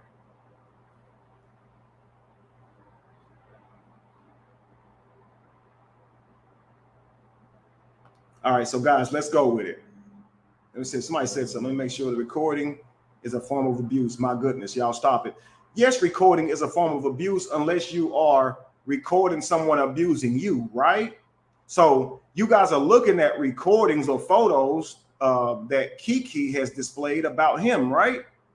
So recording someone abusing you is still abuse. I mean, that's crazy because that means the abused has no way of proving that they're being abused with sufficient evidence, because if you record them, you're now the abuser. That would be crazy. That would be crazy. Let's continue, y'all. With me, you might get a kick in your ass. Okay.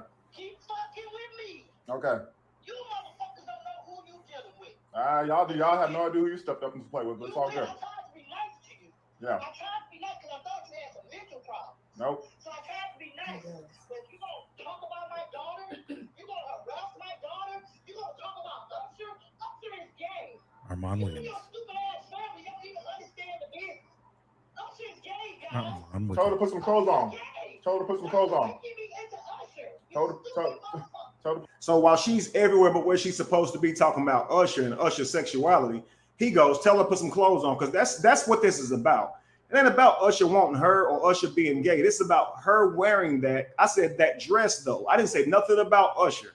Now, he is sending her pictures of Usher, according to Keke, and he didn't deny it. So, I mean, I guess the mother knows that this man has got a jealousy for Usher, and she's trying to make him feel better by saying Usher's gay, right? He's not even on, she's not even on Usher's radar. Usher don't want her. Usher's gay, he's bi. You don't even understand the game, right?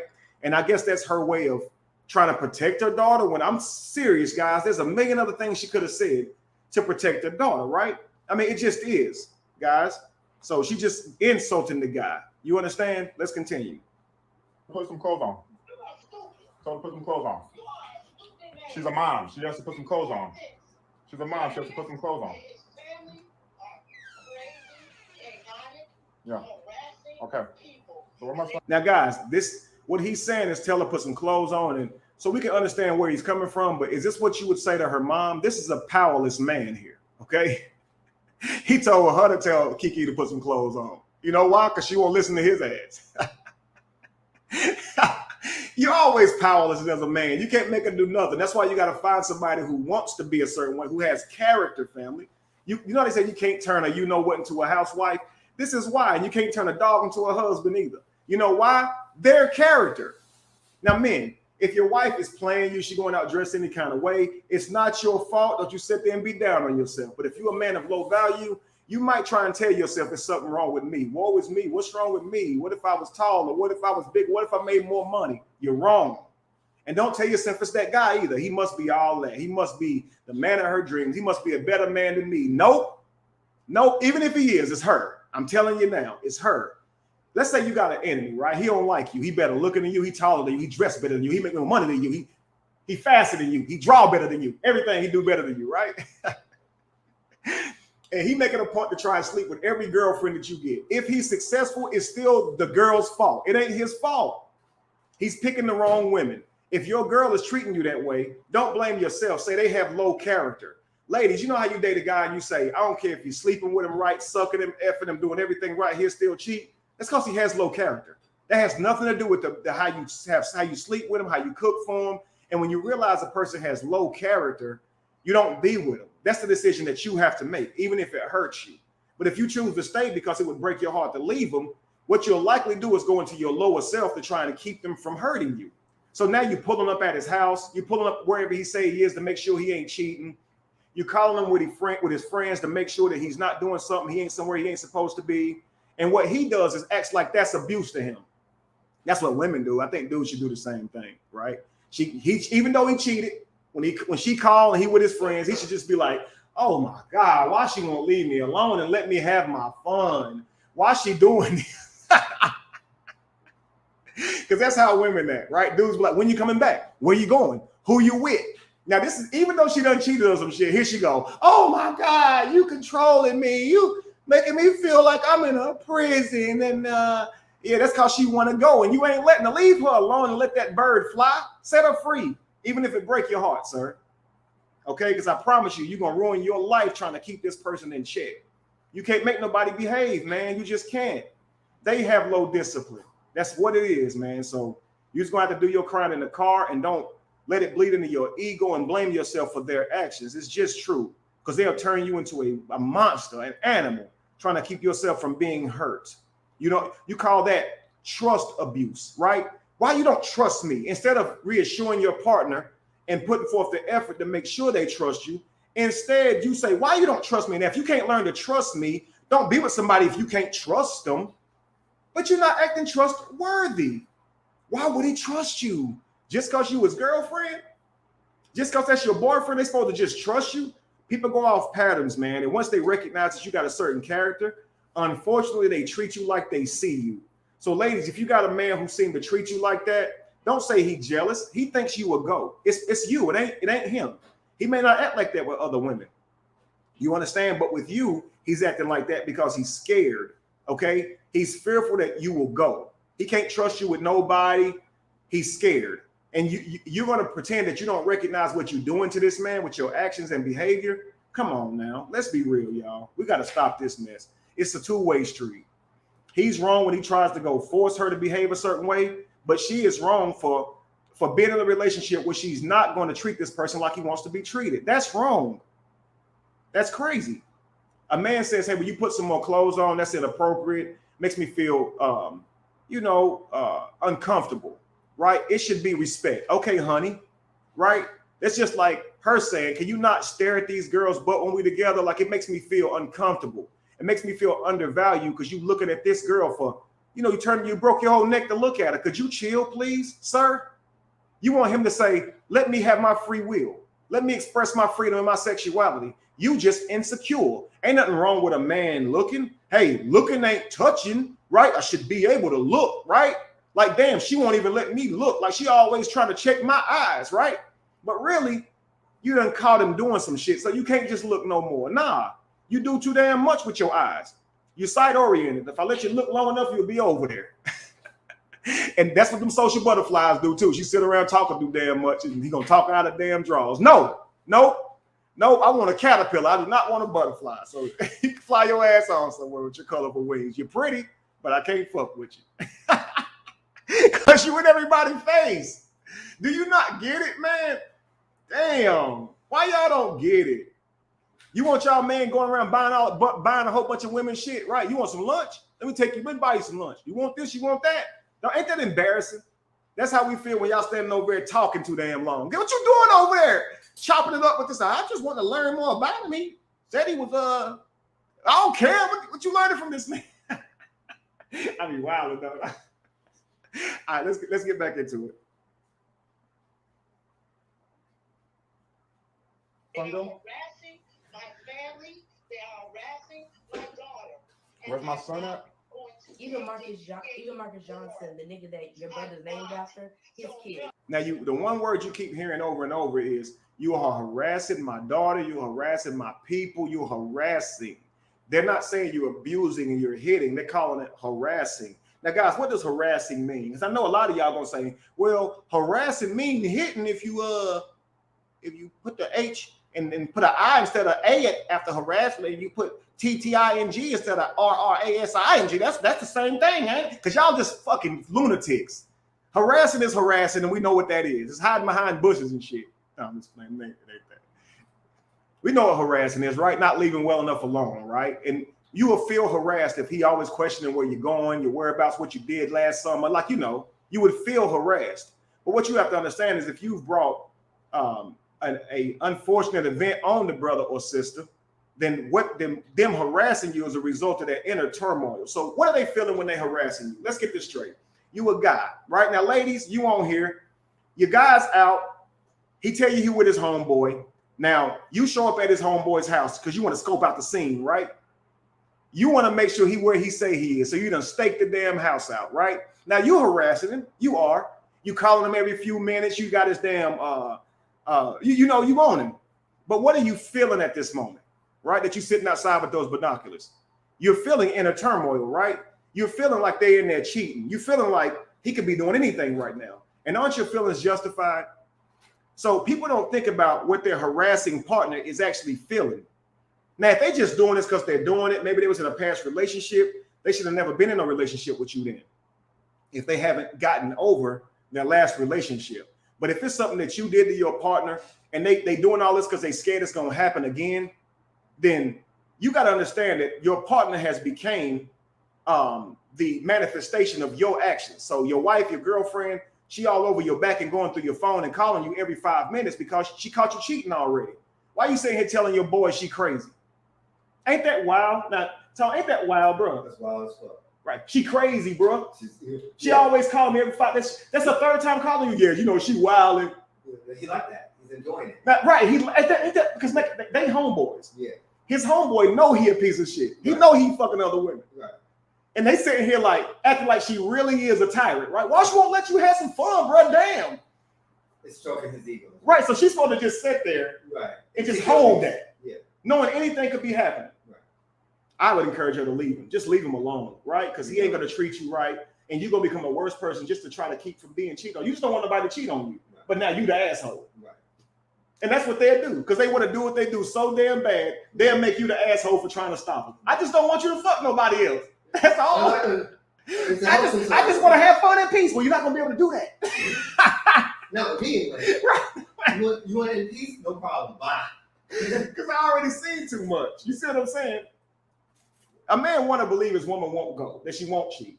But the moment he thinks she will, he might become like this. And it's either become like this or just leave the woman alone. And that's the best scenario. Just leave her alone. Because now you abusing her to try to keep from being abused. And she definitely gonna make you feel like you're an abuser for asking too many damn questions too. Trust me. Why are you asking all these questions? I'm dating a parole officer. Right. You're warden and shit. Right. Well, you're warden. Well, you treat me like I'm a prisoner. Stop acting like a criminal. Criminals go to prison. You was doing some shit you weren't supposed to be doing. You broke the laws of the marriage. Now you're in jail. Right. But they don't want to be in jail. They want to still go out there. I want to be a career criminal. Right. Now, dude's got a doghouse. We know what it's like to be in jail, and she can put us in it, right? She can be the warden because we've been fucking up. We don't mind that. Mm-hmm. You can't put her in the damn doghouse. Right. So it's abuse. So all you can do is just leave her. Just leave her ass where she is because you can't make her act right. You can't make her act right. I'm telling you now. All right, let's continue. Told me y'all are crazy. Okay. He was the one in the video. They told me that you and your brother's crazy. It's crazy because your brother's named after their dad. Right. And they said y'all are nuts. I'm sure. Wow. So now Keke's going back through all the testimony of his friends, his cousins, the person who got the same name as him. They said you was crazy, right? So she's saying all this because she don't want him to get his child. So now she's trying to use his reputation and what his family members might have said about him to keep him from his child. But guess what? It's too late. Do you know why it's too late? You got the baby already. That's the daddy. And the child's going to want to know their daddy. So here you are now trying to play him out of seeing his child by using the testimony of people. When you've been around this man for how long? That's not right. You come to see his child, now all of a sudden, you know, your uncle such and such, who got the same name as your daddy, said this. Man, that's crazy. So I can't see my baby because you're telling me what people are saying. They call me crazy. Like, man, that's wild, man. That's wild. So just imagine you going to see your baby, ladies. It's a different world. He has the baby. You trying to go see it. And he telling you can't see your kid because you crazy. Wouldn't that make you crazy? Like somebody telling you can't see your kid. It's your kid. Now, if you're an abuser, what you think about that? Tony, they're saying this man is an abuser. And he's over here to get his child. And they tell him he can't get his child. Right? And they say you can't get him because you called her a Jezebel. You called my daughter a Jezebel. How you think you can get your child after calling her a name? Because one ain't got nothing to do with the other. Right. It's not relevant. So they're telling them you can't get your child. Right now they're saying your cousins even said you was crazy. You ain't getting this baby. Ain't he likely to go crazy? Yeah. Because he there to get his child. You telling him you can't get it. It's just like a mother has a nurturing thing, a dad does too. Right. That's my blood. Absolutely. You're not gonna not tell me. You're not gonna tell me I'm not going to see my child. Woo! Because my ego about to get crazy. Yeah, that's my baby. I don't care. Ain't nobody in the world gonna keep me from my baby. That's my child. No damn. So now all of a sudden he's gonna be like, I mean, if he's an abuser, you think he just go off right now. Right. So I can't get my child. Fuck this shit. Right. I turn this motherfucker upside. That's what you would think. Right. But he didn't do that. Now people can say he didn't do it because he's recording, but they not shocked that he didn't do that either. And if he's used to doing that, you would have never said that shit to him. If you know somebody crazy, if you know a man crazy, is that what you're gonna say? Now he over the phone. He's with your daughter right now, and he's there to see the baby. You know the baby ain't there. Are you gonna tell him you ain't getting your baby? He there with your daughter. You not. You gonna say something else, ain't you? Right. Listen, man, he's not there right now. You gonna have to come back later, and I'll make sure when you come back, I'm there or something. But I'm not about to do no whole bunch of inciting shit, talking shit to the brother. Because if he hitting your daughter, you just on the phone hearing it. Ain't nothing you can do. Right. Now you put your daughter in peril. Right. You putting her in harm's way by talking shit to this man. Yeah. You ain't gonna let him see his child. You expect him to just not be the abuser that you know him to be? Like, come on, man. That is crazy. Yeah, you're using the child as a pawn. That's what you're doing. You're weaponizing the child. Alienating the child from the parent because of your own personal issues is absolutely abuse to the child. It's child abuse. It is. It simply is, man. Mentally. Right. The child still want to see their daddy. It's still their daddy. You can't change it. So you can't make him crazy now and say he can't see his daddy, and you can't make her a hoe now and say she can't see her daddy. See, I mean, you can't make her a whore now and say the child can't see their mother because the mother has bad behavior. She's the mother. Her mama just a hoe. It just is what it is. That's her mama. If my mama a hoe, I still love her to death. I don't give a shit that she a hoe. That ain't got nothing to do with me. Now I can understand why my daddy wouldn't like her, but that's still my mama. That's your mama. If my daddy a piece of shit, I still love him. I know y'all didn't get along and he cheated on you, mama, but that's my daddy. Right. I'm sorry. I'm sorry. That's something that and you shouldn't even try to make me get into that. That's abuse. You know, you shouldn't like him because how he treats your mama. That's abuse right there. That's manipulative. Right. And if I tell my child, you shouldn't like your mama because of how she treat me. She cheat on me. She lied to me. She lie on me. She say my penis is small. Right? Right. Well, so I want my child to be like, yeah, you're right. I hate mama. Come on, man. That's creating cycles, man. That's not healthy, yo. It's a generational curse. They don't even need to know about that, right? We got our beef. You ain't even got to know about that. Whatever. But how many times we seen that the parents sit around and talk shit about the daddy to the child? It's abuse, yo. Nobody want to hear shit talked about their daddy. And they'll talk about your hairline. You got his hairline too. You look like a little mother. I hate how they get mad. They say that. Right. Like your dad. Like I want to hear that. Right, like now it's an insult to look like your daddy. Right, that's an insult. I'm supposed to look like my daddy. You like what that to look like you the one messing with it. Right. Now I was drunk. You wasn't too drunk. Right. You ain't had an abortion. I'm still here. Right. So there's something's going on. Something was right. Right. Let's continue. Can you still hear me? Oh yeah, he is. I'm just waiting for my son. Where's my son at? It's football Sunday. He used to be with his family. Armand Wiggins. Fuck you, nigga. You ain't got a family. Your bitch-ass family, your dick-sucking brother, your sister that you can't. That man said, I'm just waiting for my son still. It's football Sunday. He needs to be with his family. Her response was, fuck you. Now, I know it's football Sunday, and I understand you want to spend time with the child, but right now is not a good time. Y'all have been going through it. Y'all going through the courts right now. Y'all need to both be mature enough and allow this time separate from the child because y'all got some stuff y'all going through.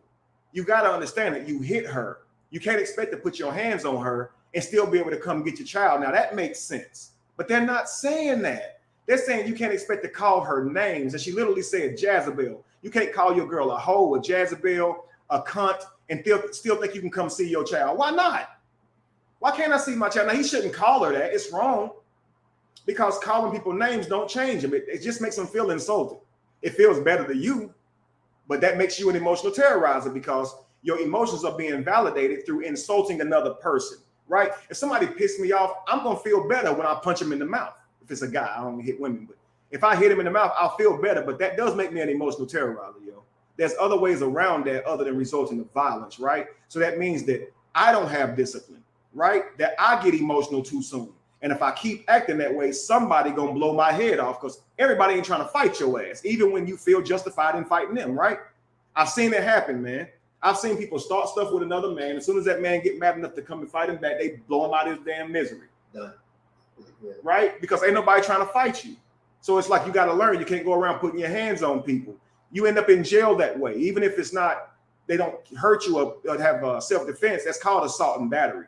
So you can't go to court saying, well, they made me mad. That's why I hit them. I mean, you feel justified because of course, they pissed you off. They talk shit, but it's against the law to hit for any reason other than self-defense. So if the person ain't hitting you, technically it's against the law to hit them. I mean, it just is.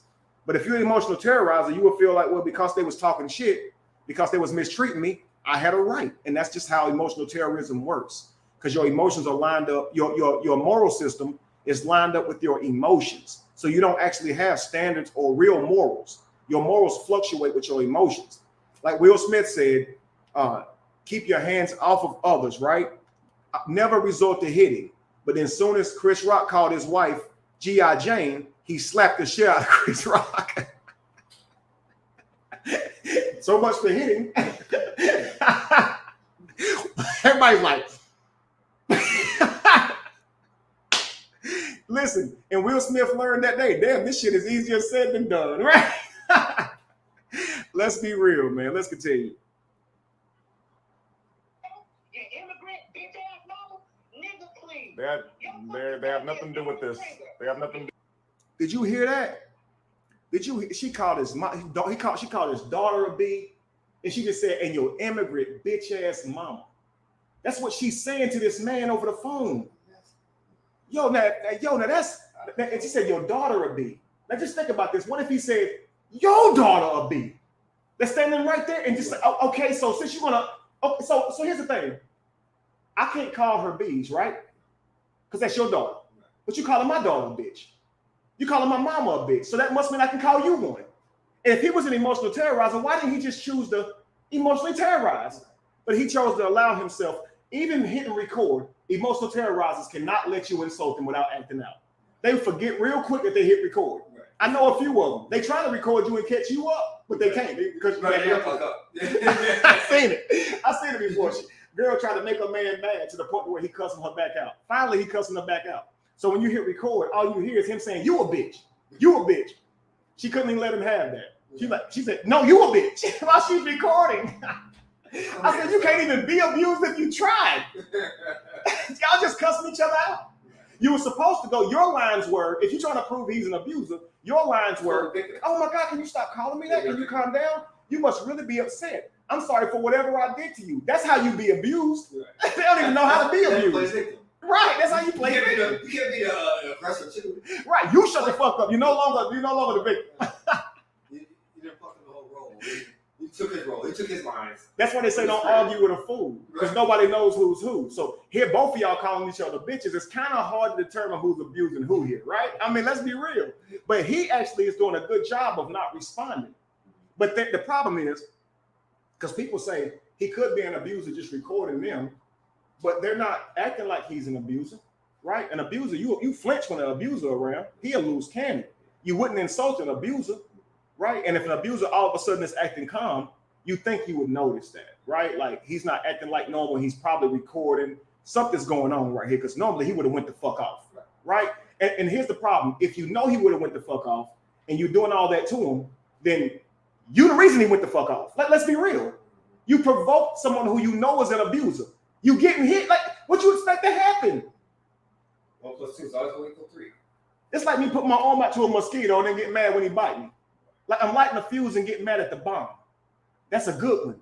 I'm lighting the fuse and getting mad at the bomb, bro.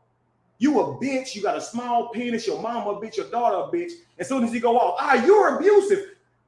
No, he's responding to abuse. Right. He is. Now, does it make him abusive? Absolutely. But he's not just an abusive. And they like it to be that simple, that cut and dry. You just crazy. Right. They have to get the other side of what they did in order to get to that point. Mm-hmm. And they will not acknowledge it. And that's why they say they're not accountable, because they're not going to acknowledge what they did to you, right? So let's continue. Do with this. They have nothing to do with this. No, they don't. Armand Wiggins. So here he is saying they have nothing to do with this. Your name of my family members, my daughter, they have nothing to do with this in that exact tone. And he said, "Your bitch ass mama do." That's what she said. Your bitch ass mama do. Because she fucked you up as a child.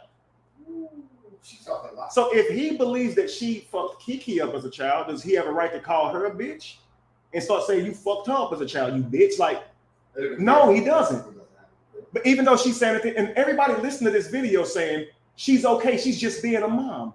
No. So if a father was talking this way to his potential daughter-in-law, to his son's wife or girlfriend, saying that you a dyke, right? You probably eat coochie. Your coochie ain't even good. Why would he be saying that? Because she's not treating his son right. We would know what's on your mind? Now, if you called your pop and said, "Pop, can you talk some sense into my girl?" and he went there, are you not gonna snatch the phone? I'm not letting you talk to her no more. You are banned. You are embarrassing me. Right, you're embarrassing me, man. Let's go get a counselor. Obviously, Daddy, you're not the one who can. And your daddy might say, "Listen, I'm old school. Sometimes you gotta cuss a motherfucker out. Back in my day, you used to be able to put hands on him. Don't go to your daddy for advice. Don't. He's too caught in the. We're good. Yeah, don't. Man. Thanks, Dad. Right. Fucking the rest of my place. I heard a man tell his son one time, he was like, "Hell, if she hit you, hit her ass back." I'm like, don't take your daddy's advice. Your daddy had you in jail. He coming from 1947, and he giving you advice in 2023. He gonna get you killed. Right. You understand? No, he's lying. He probably got knocked out himself from a chick doing that. Right. Bad advice. Exactly. So, family, listen, don't use predated information on your on your children. The timelines and customs could have changed, and that information that you've given them could be actually bad information. Okay, I'm just letting y'all know. All right, let's go. It's just like saying, you know what you should do? Take it to the courthouse on Sunday. Okay, take up there, and you're gonna find out it's not legal no more. So that's like giving somebody bad advice. All right, let's go. It's not. Right, it's not legal. Damn.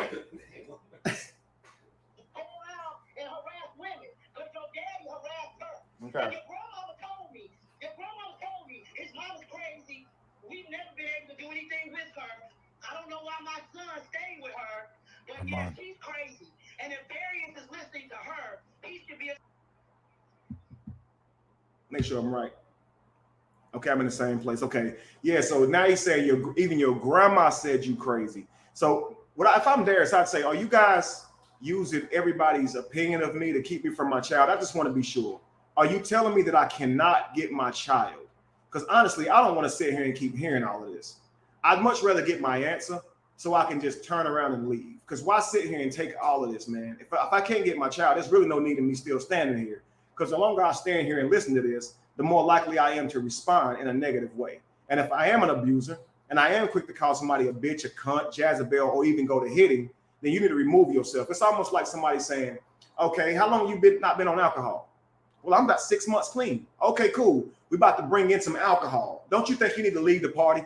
I mean, don't you think, like, BYOB, we got some alcohol on this way. Like, now you know you ain't supposed to be drinking.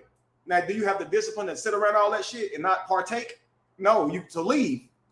So honestly, if you know you like to hit, get away from somebody who's talking to you like this. They're gonna trick you off the streets. Now you in jail because somebody was talking. I'm serious, man. That is crazy. She's in here calling his mama a bitch. Now she's talking about his grandma. All of them said you was crazy. This is a lot to handle, right? Let's continue. Ashamed of himself. That's what your damn grandmama told me. Your grandmama told me your mama was crazy, and that if you wanted to listen to your mama, and Keke's in the background saying that's what his dad said too, and she's schizophrenic about his grandma, and so is he. Like, so you're using medical conditions and like you don't want, just say I don't want you seeing your child. I'm serious. Just say it. Just come out and say that. Because y'all got every reason in the damn world why this man can't see his child. We need to get Keke on your show. Yeah, that's what I said. I want my interview. I want both of them on the show. We need to get Keke on the show. And the mama too. We do. I need to talk to her. This is crazy. Let's continue. Schizophrenic, and so is he. You both need medicine. the grandmama said if you wanted to keep listening to your mama, then Keke needed to let you go. Because Keke is a brilliant person, and Darius should be lucky to have her. So if you think she's a cunt, you think she's a whore, then why don't you take your limp dick and find... Did you hear that? So family members had said that Keke is quite the catch, right? And she said that Keke is an intelligent woman and you're lucky to have her. That's what your mama told you, Darius, right? So if you think that you can call her a cunt, a whore, a jazz, why didn't she say hit her, break into her home, assault her, abuse her? Why didn't she say any of that? Ain't that crazy? That if he hitting her, why are you just talking about name calling? It kind of sounds like that's all he's been doing. Like you have the opportunity here to say that he's abusing her. She's not though. She's only saying that he's calling her name. Stop calling her names. We get it. Let's go. The woman that you want to find. Why you over my daughter's house? Why you I'm with you. My son. My son. For my son. Me, though. My son. Why harass me? You don't My have to son. harass me. But for my son. But you don't have to My harass me. son. Where's my son? Where's my son? Okay, so why are you over here? Why are you bothering her? For my son. I'm here to see my son. And then Keke goes, but you don't have to harass me though. Well, Keke, it depends. Okay. Are you making it difficult for him to see his son? Because he's probably not just going to let that go. Okay. So I want to see my son. Are you home? I'm wherever I am. I'm in my skin. When I jump out, you jump in. Like, yo, it's going to be a problem. Just as I'm sure, ladies, if you want to see your child in some kind of way, the man has the child, you want to come get him, and he's doing a whole bunch of slick shit, he's probably going to get your aggression, and you're probably going to be, all over him as well to get your child. So he's not harassing you unless you won't let him get the child. So he said, I'm here to get my child, but you ain't got to harass me though. Again, if he's willing to push through and get his child, you'll call it harassing. Clearly, you don't want him to get his child because he's there now to get his child. So I'm thinking they'll call this whole encounter him harassing them. Him sitting over there for this time frame will be called harassing because he's there to get his child. If they see that as harassing, don't have a baby with the man. Have a baby with somebody who don't want to be a daddy, bro. Who would just say, keep the fucking kid, or make him mad enough that he'd be like, fuck you and the kid. Because I mean, it can get there. Yeah.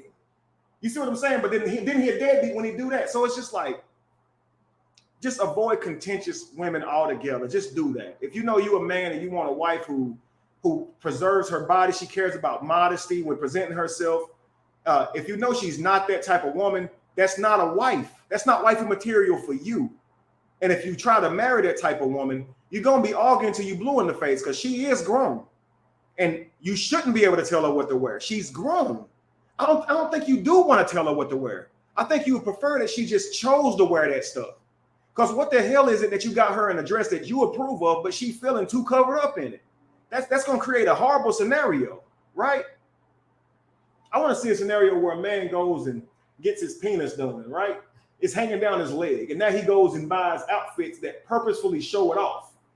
And now his woman got to be okay with it, right? And he's just going to sit there all sprawled out with his legs open and shit. You know, he paid for it, it's his. He got 16 pairs of gray sweatpants. Right, that's all he wearing now is gray sweatpants. It's gray sweatpants season all year round. Not season, it's just gray sweatpants year. That's what it is, right? So all of a sudden it's like, do you gotta wear them? Because you see all the girls looking at it, right? Now he said, it's mine, I paid for it. That's what women do. They go get their whole ass, a whole new ass, and then they gonna show it off. And you like, baby, you kind of cover it up something? No. Like, I got to show it off. Like, I paid for this shit. It's mine. And he's supposed to say, okay. Right. But when she say okay, if he going around dick swinging like an elephant trunk, he tripping over his dick every day. Everybody look, all the girls looking like, hi, sir. Right. No, hell no. They in the comments laughing their ass because they know I'm right. They know I'm right. We need to go ahead and Yeah. That sounds like a social experiment. It sure does. Right. Let's continue. Where's my son? That's all I'm just asking for. I'm not here for her. Armand Wiggins. Give me my birthday present. All right, so you guys heard the end of that one. So you guys may take from that she was just protecting her son. I see that as a very emotional, terrorizing moment for all parties included, okay? Darius could have been trying to dissolve the situation, diffuse the situation. I'm not here to cause a ruckus. I'm not here to cause drama. I just want to see my son. Can we please calm down? I don't want to do the insulting. Okay, I'm aware that you upset that I've insulted. I shouldn't have done that. Okay, but I'm here to see my son now. We've already broken up. Can I see my son, right? When you call her a bitch and a Jezebel, that's true. I was very upset and I shouldn't have done that. Can I see my son, please? He's just ignoring everything that they say standing there, like, because he wants to prove that who they are. And so you could offer things to kind of, diffuse the situation, but he's not willing to because he wants them to be explosive. It gives him what he wants, which is evidence. He wants to prove that he's not the bad guy in this situation. And honestly, it was a success. He's not the bad guy in this situation. If they all might be bad guys, okay? They all might be, right? The mother's most certainly is the way she's handling this situation, all right? Keke is because she's not treating her man right. I wouldn't say that she's the type of vindictive terrorizing unless she lied and said he abused her when he didn't, and that's definitely abuse to sit here and lie and say somebody did something they didn't do. However, I can't understand the cell phone incident could have kind of broken her away from reality. She says he threw her over the couch. Really, she fell back over the couch and tried to keep her phone out of his hand, but she did fall over the couch. She laid it on the cushion of the couch, but in her mind, she might have felt like she was thrown. And when he snatches the phone up from her and lifts her off the ground, she might feel like he threw her because she was kind of in the air, right? So when he got the phone from her, she falls back down to the couch.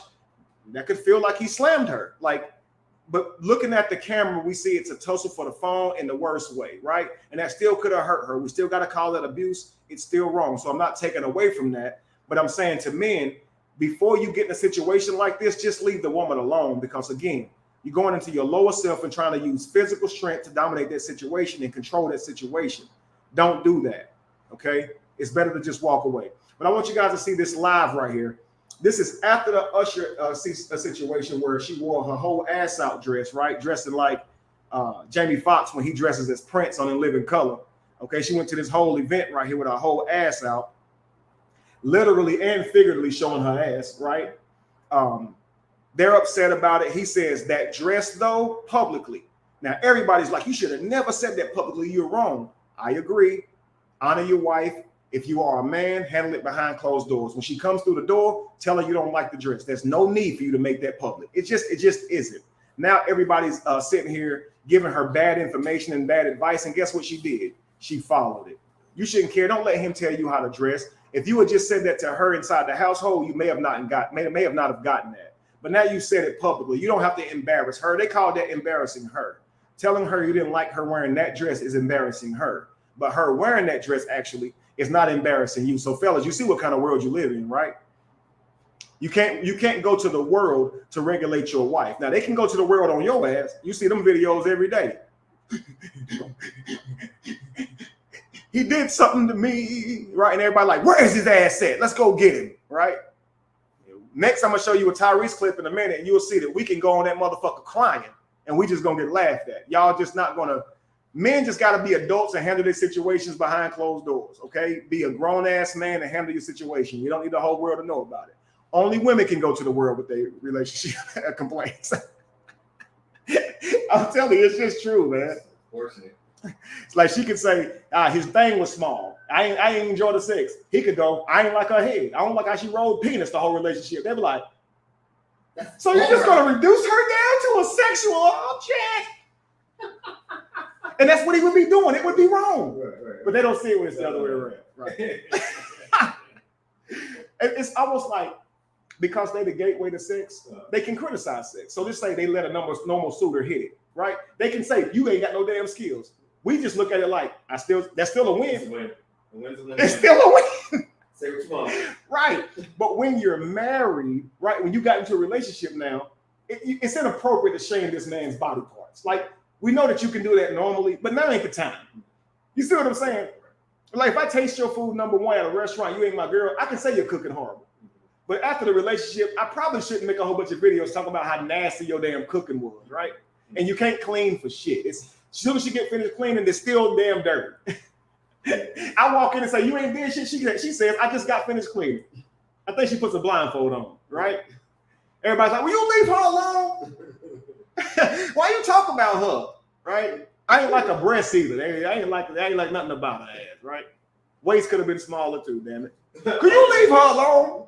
Right? Body shaming. Right, exactly. But his penis small. He ain't got no stroke game, right? He bald at the top. Will you leave it? No. Oh, so he bald at the top? Yeah, look at him. His hairline on somebody else's head. Look. He got an equator hairline. And they were all rag on this man, right? That's the world we live in. I think they think because we're physically stronger than them, then we're mentally stronger than them.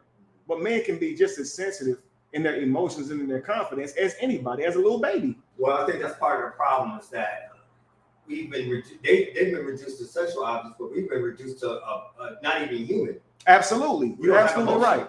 Mm-hmm. We don't have no emotion. Yeah, we're not supposed to have emotion, or else we see it a certain way. Mm-hmm. It's sensitive. Right. It's like, no, we're not sensitive. I'm human. Right. So because of your stronger bones, because of the muscles on your back, right, you have a larger presence than her, you should be able to take her insults. But that's an emotional thing. Yeah. That has nothing to do with your physical strength, right? A strong man's feelings get hurt just like a weak man's or weak woman. We all have emotions. Right. And if that man love you, what you saying is now magnified, right? Because that shit is destroying him now. Right. So it's like they think that they can say whatever to him. Ah, crap, it said no sound. Let's see here. Don't be capping though, saying there ain't no sound. It looked like it is. Let me go look. It looked like it's sound. Let me check. It might be your screen, family. Let me look. Audio, testing. Yeah, it's working. We have sound, family. You guys can hear me, right? Let me know if you can hear me. I can hear you perfectly fine. Okay, Devolia, thank you so much. Cool. I can hear. Okay, cool. I think people will put that in there and they ruin the whole live because they know you're gonna stop and try to fix your sound and shit. Nothing else.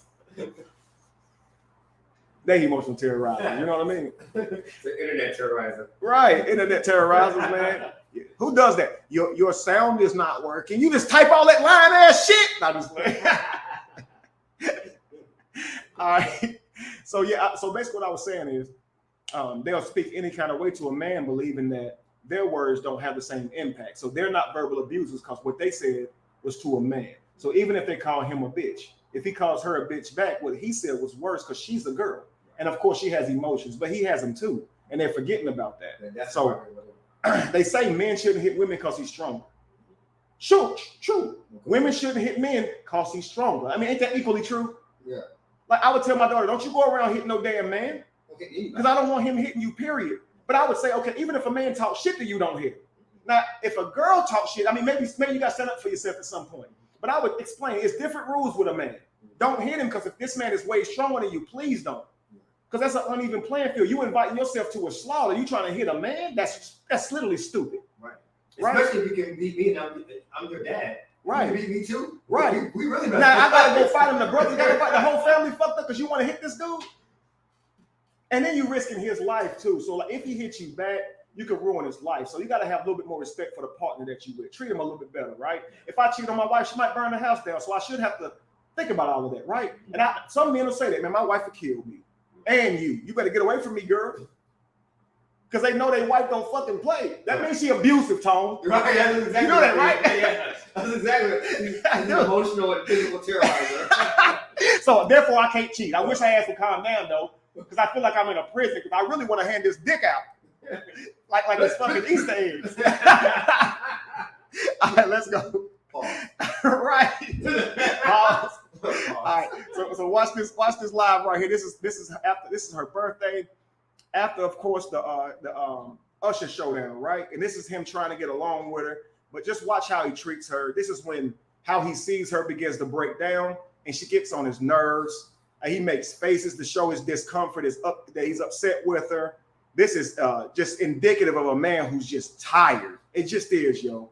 And just watch how she overtalks him, controls the conversation. I don't think you do this with an abuser, but let's just watch, family. That's all you have to do. I mean, yeah. That's what you came on here to do, wasn't it? So we out here. We're celebrating the queen. Talking about the shit you was talking about Virgos, so they can eat your. Okay. Now notice this. Well, tell them about all that shit you was talking about with Virgos. So they have conversations behind the scenes, and she's gonna bring them up publicly to ruin his image publicly, right? And what you do is you use majority. So there's a lot of Virgos out there. So let's just say, talk that shit you was talking about Virgos. I want them to hear it. I'm gonna put you on the spot right here. So now he's like, shit. Why are you doing this? So you can see it in his face too, right? Let's continue. So let me go ahead and say one thing straight up about Virgos. Virgos don't believe. Now I'm listening closely to what this motherfucker say too, because I'm a Virgo. You understand? Darius Jackson, do you understand? Take my phone. Talking about Virgo. All right, let's go. Tom listened to. We both was like, I tuned in for that one. I was like, bro. See, it's working. Now we don't bro, like it, right? Yo, watch the Virgo comments. Fact. Let's go. They are one of the biggest spokesperson for themselves. But you don't believe the hockey, but you are really into the Virgo. What you mean we're the biggest spokesperson for ourselves, Darius? Yeah, I need this interview. I want to know what you're talking about. Let's continue. Though, so what are you talking about? It's because my mom's a Virgo, my brother's a Virgo, my best friend's a Virgo, my grandma's a Virgo. Oh, look, Darius said my mom's a Virgo, my best friend's a Virgo, my cousin's a Virgo. Oh, so you think you know a bunch of Virgos just because you surrounded by them? You know 4 Virgos. You need to learn how to read the whole damn book because we're gonna get out of that shit, right? What's your rising, motherfucker? Like, what's your moon? What's your moon? I need everybody's birth chart. You're not about to put all these people on Virgos, cuz. Damn. I'm a Sagittarius moon, by the way, and a Leo rising. Let me know, Darius, if she that. Because we're nothing alike, goddammit. I ain't like. Let's go. My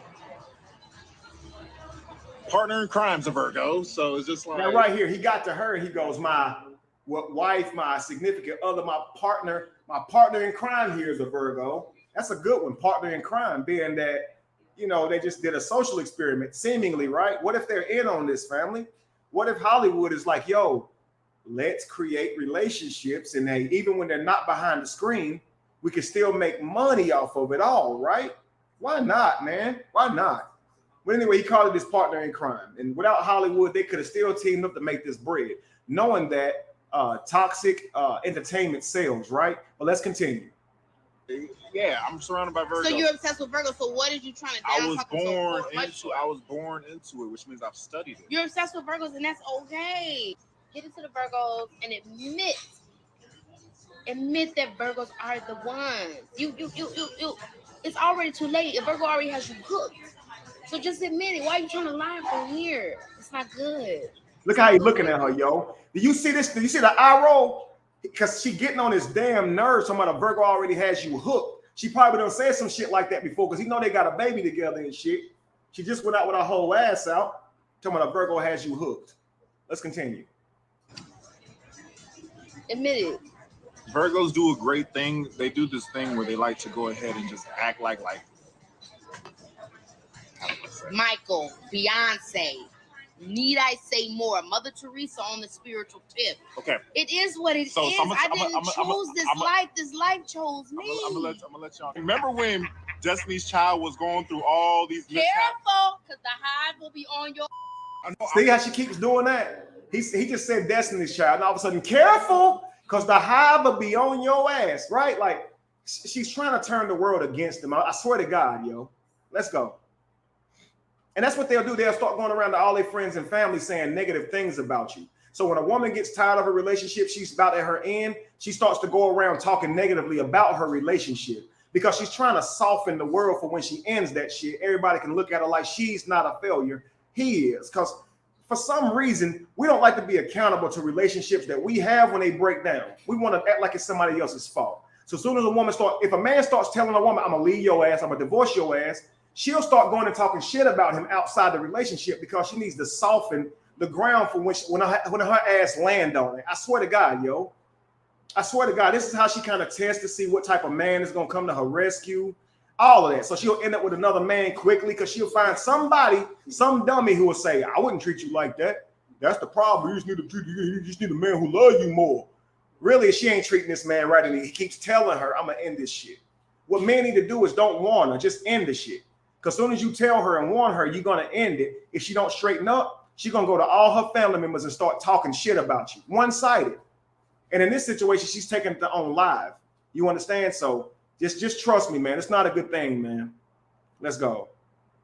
I'm only going to say this about Virgos. Don't play. When Destiny's Child was going through all these mishaps, Beyonce was decided to be the one to be like, let me speak for everybody. I'm going to be the one that's go ahead and be because they needed her. So basically, Virgos. They needed her. All I'm going to say is that Virgos will be the one to go ahead and step up on the platform. Oh, Virgos will be the one to go ahead and step up on the platform and handle business. Business. Okay, we handle business. Okay, cool. I ain't mad at that. I know he's switching up. He said some other shit about Virgo. We know. They represented by a virgin, but we know they ain't no motherfucking virgin in here, because she out here doing her thing. But I would have said I'm witty as hell because I'm a Virgo, but he ain't a Virgo, so he probably didn't come up with that. Can't say that. Let's go. Well, he ain't got to anyways for arguing with it. Right, yeah, for even sitting there and doing all that shit, the tit for tat shit. Let's go. Why don't you admit that Aquarius and Virgo? It's a good. I mean, that's Beyonce and Kelly. Some matches are meant to be. It's okay to be obsessed with a Virgo, because let me say one thing about the Virgo. We can announce acknowledgement. We acknowledge the Aquariuses. We love you all.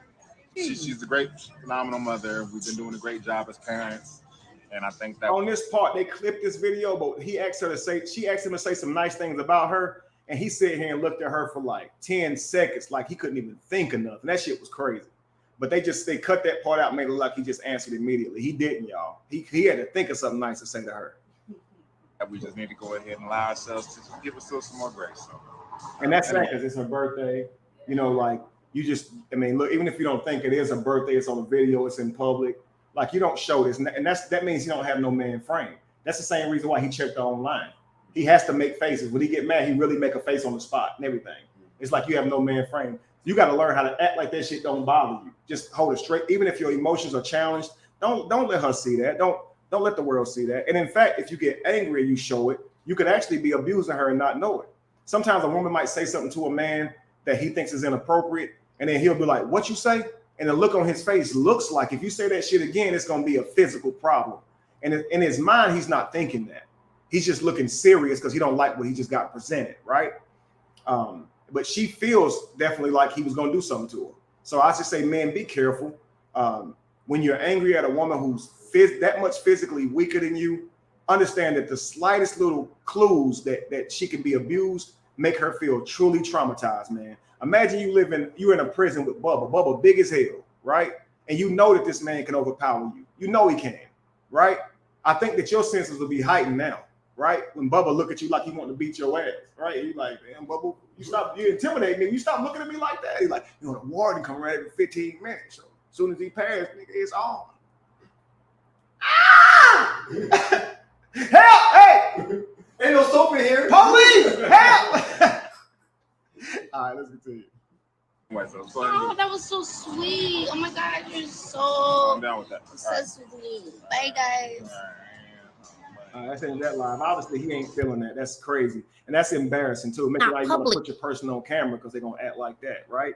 Now, watch this. This is a little podcast deal they got where they talk about their relationship when they first started. Listen closely at this, guys.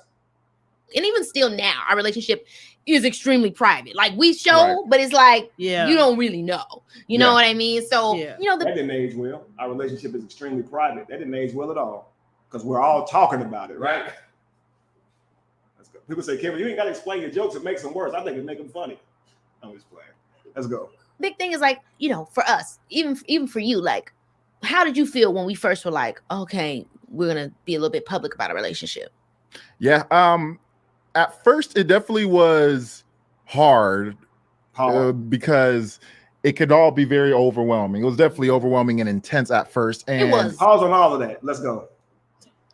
And it's like you almost feel that pressure of needing to just be perfect. And so it really confused me and infiltrated my mind because not only I had to hold myself to that perfect standard, I was also holding you to a perfect standard as well. So any moment of flaw on my side or on your side, it was World War III because it's like, man, we're and not now the world perfect. sees us. Exactly. I'm glad he's saying and I believe this is their mother right here cheering them on, and I'm glad he's saying that. She's there for the podcast. So as you can see, she's tried to be there for this couple, looks like, but now she's turned completely into a different person, apparently. But he did say this has happened about 20 times. So maybe it's happened before this and during this, after this, whatever the case may be. But let's go. It's a lot of pressure because this is the thing. We are very proud, and there are things that we want to share our public persona, brands, whatever, with one another, but at the same time we do want to be able to maintain the privacy of our relationship, right? And I feel like we've done such a good job at being able to do that, being able to collaborate with each other, be creative. They feel like they've done such a good job of their public relationship. Again, that didn't age well. That shit aged like milk instead of wine. That shit is that shit collaborate. That is spoiled. All right, so listen, guys, this is the Breakfast Club, and I want you guys to listen to this take on Keke Palmer and Darius' relationship. I'm gonna break down some things in this, okay? Let's go. Talk about this. Keke Palmer has filed for a restraining order against her son's father, Darius Jackson.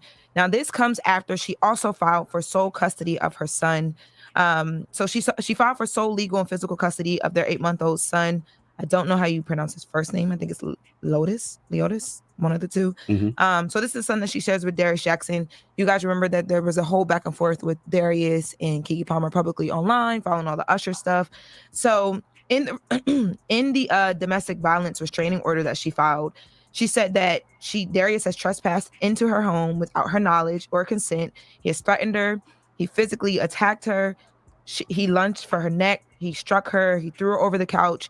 Stole her phone when she told him that she was going to call the police. There's another part of the filing where she makes sure that she outlines that the abuse. Now, see, I don't really necessarily have a problem with what she said. He choked her, because when you look at the camera, you could see his hand could have hit her neck when he was reaching for the phone. She could have felt choked. She could have felt through over the couch. So I'm not going to sit here and say she's a liar for that. So I'm just going to say at this point, he is still the abuser, the physical abuser at least, right? Let's continue. As I mentioned earlier, wasn't just physical, but it was also emotional as well too. So she says, the abuse during our relationship was not just physical, but emotional and manipulative. Darius would love bomb me and make me feel like I was the most important woman in the world, only to get extremely distant and cold over a perceived insult to him. If we were at a party or an event and I spoke to a person too long or looked at someone a certain way, he would storm off in a rage, telling me I was... Now, y'all, I got to tap into this because this right here really exposes emotional terrorism on Keke's part and Darius. I want you guys to see this.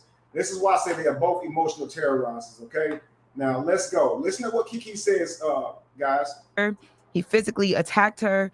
He lunged for her neck. He struck her. He threw her over the couch, stole her phone when she told him that she was going to call the police. There's another part of the filing where she makes sure that she outlines that the abuse, as I mentioned earlier, wasn't just physical, but it was also emotional as well, too. So she says, the abuse during our relationship was not just physical, but emotional and manipulative. Darius would love bomb me and make me feel like I was the most important woman in the world, only to get extremely distant and cold over a perceived insult to him. If we were right there. Okay, so Darius would love bomb her, make her feel like she's the most important woman in the world before any issues would occur. This is how he's treating her. So it says that he likes to build her up and compliment her. He likes to make her feel special. But over a perceived insult, he gets distant and cold. So she didn't take no accountability for making him feel insulted. She just goes over a perceived insult, he goes distant and cold. Well, he felt insulted. I mean, who doesn't go distant and cold when they feel insulted, right? So you're the beautifulest person in the world till you hurt my damn feelings. Now I want to talk to you. I mean, ain't that normal? That's not really abusive. That's not him saying, that's not saying like he love bombs you. They use the word love bomb. Love bomb is when you like intentionally build somebody's ego, build them up, knowing that you don't want nothing to do with them. It's a narcissistic. Right. Loving on your woman is not love bombing her. So telling her she's special, you love her, you are proud to have her as your wife, all that's perfectly fine. Now she does something that invalidates you, embarrasses you, you talking to her about it. She says, well, I don't feel like it was an insult. You just perceive it as an insult. Now she's invalidating you. Now you got to explain to her why it's an insult. She go, well, I wouldn't be mad. I mean, you mad. I mean, somebody else wouldn't be mad, right? I grew up in that environment. They didn't get mad. Where I'm from, they don't get mad. So she's doing all of that to avoid letting you know that she's apologetic for hurting you, right? So now you're distant and cold because she didn't validate you. Now just imagine this. Perceived insult, right? When you said or did this thing, it hurt my feelings. It bothered me. I'm sorry.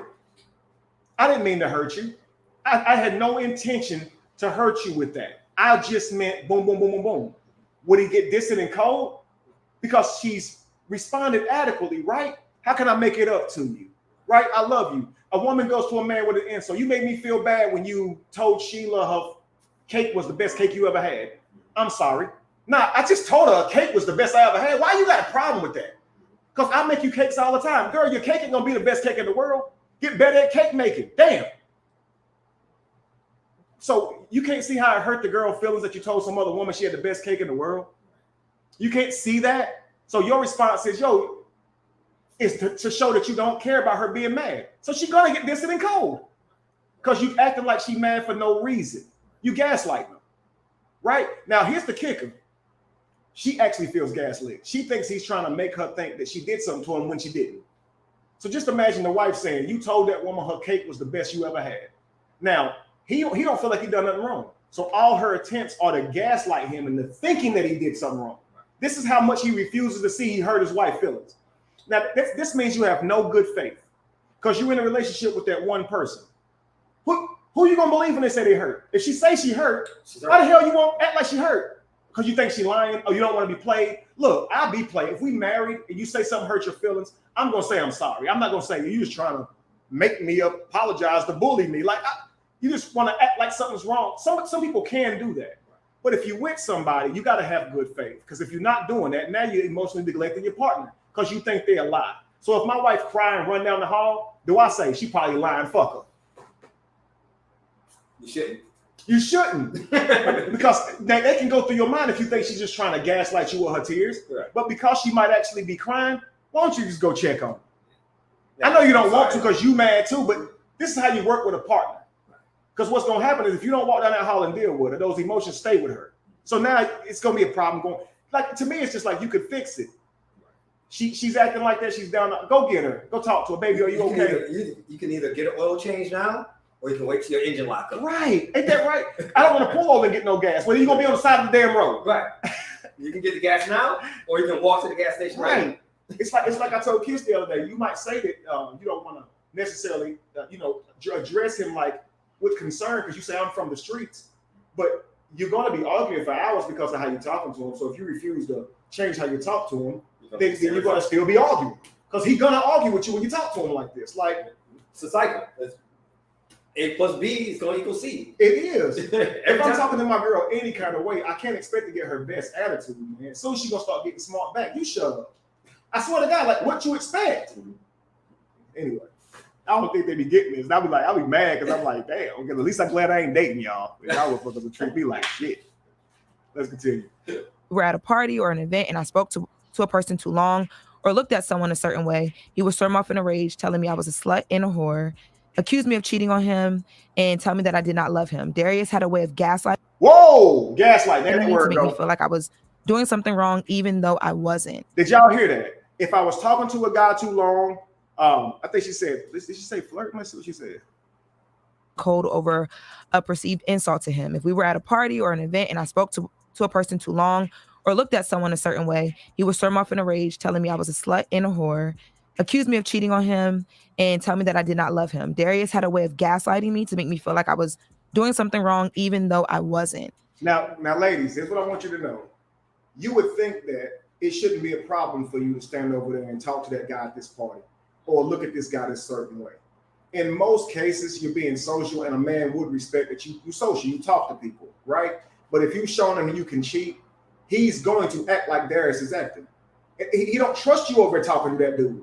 Y'all could be exchanging numbers and for something to go down later. So that's why he gonna walk over there and be like, yo, you gotta sit here and talk to this man for how long? You looking at him like this, right? And then he's probably thinking, everybody else can see you. You embarrassing me. It's like you sitting over here talking to this man for how long? You ever hear the scripture in the Bible that says, don't let your good be evil spoken of? That means like carry yourself in such a way that you're a good representation for your family, your tribe, your spouse, your children, right? Like if I know that if I follow this girl and go in that room with this girl and at this party, everybody's going to think I'm sleeping with her. I probably shouldn't do it, right? Even if she just want to talk to me real quick. Right? I probably shouldn't be like, I ain't going in there with you by myself. People gonna think shit. Right? I ain't standing over here talking to this girl for 30 minutes at this party because people gonna be saying I'm flirting with her. My wife gonna be mad. You would consider your spouse. So what he would do though is storm off and call her a hoe and act out. When really you're too emotional, sir. Just have the conversation with her. Look, I don't think it's appropriate that you stand around talking to these men. It makes me feel uncomfortable. Can you stop? If that's your partner, why wouldn't you say absolutely? Why would you say, but I want to talk. I'm a social butterfly. Example, you go to your man and you say, hey, you making me feel uncomfortable. You all up in her face, right? You talking to her for 30 fucking minutes. Why? Right? Of course, he's going to say, what you want him to say? I can't talk to people? Yo, you just jealous. You just insecure. Or should he say, babe, I'm sorry if I made you feel uncomfortable. She's just a friend. It meant no harm. But I will make sure that I'm not standing there talking for that long, right? Or should he say, she makes me feel controlled. I'm a victim because I can't stand over there and talk to somebody. I want to talk longer. I want to be able to smile. Tone, I tell you this. For me, myself, when I see women, I smile in such a way that I want to be attractive to women, right? I've learned my smile. I know how to smile. So even if I'm with somebody, like not looking for a relationship or not, when I smile at a woman, it's a smile that I think I want to be handsome to her, right? But I'm not trying to get with her, right? So if I see some girl, I'm like, right, I'm just saying, hey, if my woman go, yo, what's up with all the damn googly eyes? Now I'm recognizing that how it comes off to her. So next time I see women, I would just go, because I'm not going to sit here and make my woman feel like, you know, hey, how you doing? How you doing, ma'am? I'm not just going to be like, oh, you're not going to do the LO thing? I see your ass. Because sometimes you just want to be a fly motherfucker, even if you ain't got no intention on doing that. Now I know girls do that too. They are objects of beauty, so to speak, right? So sometimes they'll bend over and pick something up in a seductive way because they want motherfuckers to see how sexy they are. It ain't necessarily because she want them. But to a man, seeing your girl do that with other dudes in the room, it's like, you want motherfuckers to look at you. You must want them. You would think she go, let me tone that down. I'm not single no more. You see what I'm saying? There's no need for me to do that type stuff no more. he's thinking that I can't be trusted. Especially if you done did some shit that make him not trust you, like go out to a concert with your whole ass out and look like you about to fuck Usher on the stage. He probably won't want you talking to dudes no more. I ain't gonna hold you. Sometimes you gotta accept that the reality you living in, you create it with your behavior. And ladies, you can choose your decisions, but you can't choose their response. So when that man break down on you and he don't trust you no more, that's what it looks like. Really what it is he thinks you will go. He's not insecure. Insecure is when you don't look in the mirror and like yourself, right? I don't like my nose. I wish I was a little bigger. I wish I had about 10 pounds on me. I don't like my ears. That's insecure. Thinking your girl gonna cheat on you, that's not insecure. Like she's done something to make you feel not secure in the relationship. You're not secure about her fidelity or infidelity. She'll cheat on your ass. Right. But you don't hate who you are, but she'll call you insecure. Right? Can you put a little bit more clothes on? I'm feeling uncomfortable. You insecure. Oh, am I? I thought I looked damn good. I'm fine. All right, cool. I'm insecure. When we get out, you wear that. But when we get out, I'm gonna look wherever I want to look. If you can look however you want to look, I can look wherever I want to look. So when that girl walk by in that same dress you got on, my ass gonna be like, dude. When you hit me, but baby, what? Did you have to burn a hole in her? You insecure. I see what that is. Your ass is insecure. That's what that is. I should be able to look wherever I want to. It ain't touching you good. Yep. She gonna be like, that's embarrassing because everybody sees you looking at these women. You hurting the status of our relationship because now it looks like we ain't really got shit. Mm-hmm. If you go somewhere without your wife and you flirty with everybody, everybody's looking at you like your relationship really ain't shit. Right.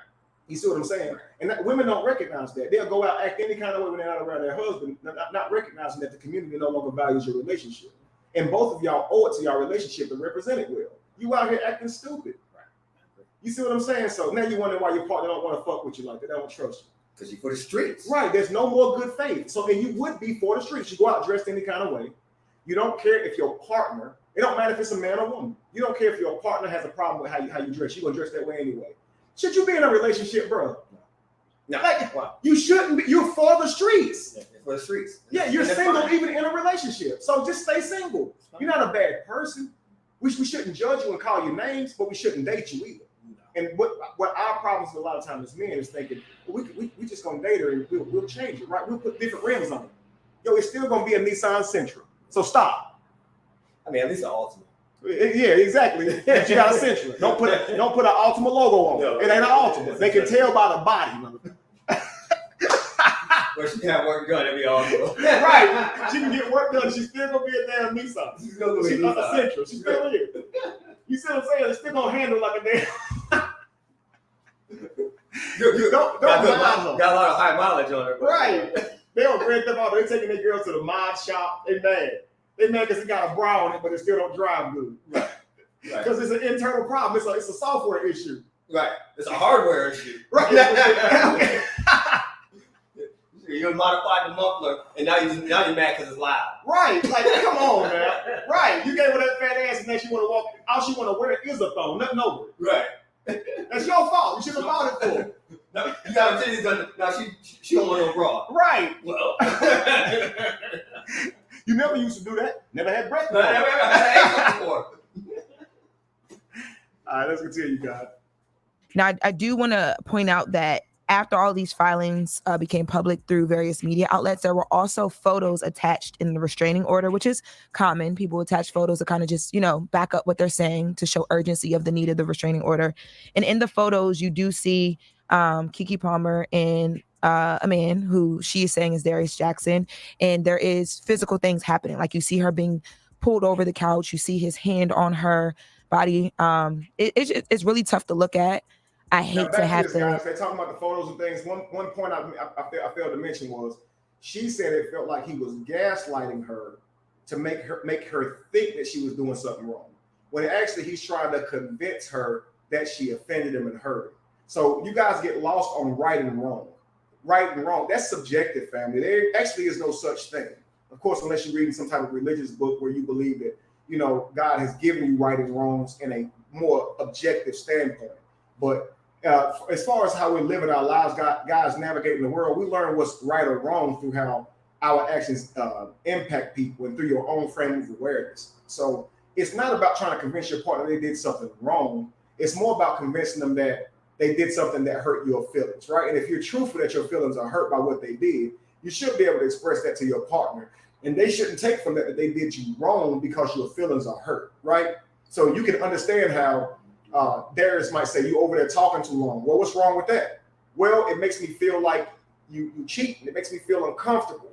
And that's what he's trying to express. Like, damn, you gonna sit over and just talk to him? You acting like a damn hoe. You dress this way over there, just talking with the dude, smiling all up in his face. I'm looking for a distance. I don't know what y'all talking about. So that's gonna come out like anger. But should he really handle it like that? Should he really storm off and call her a hoe?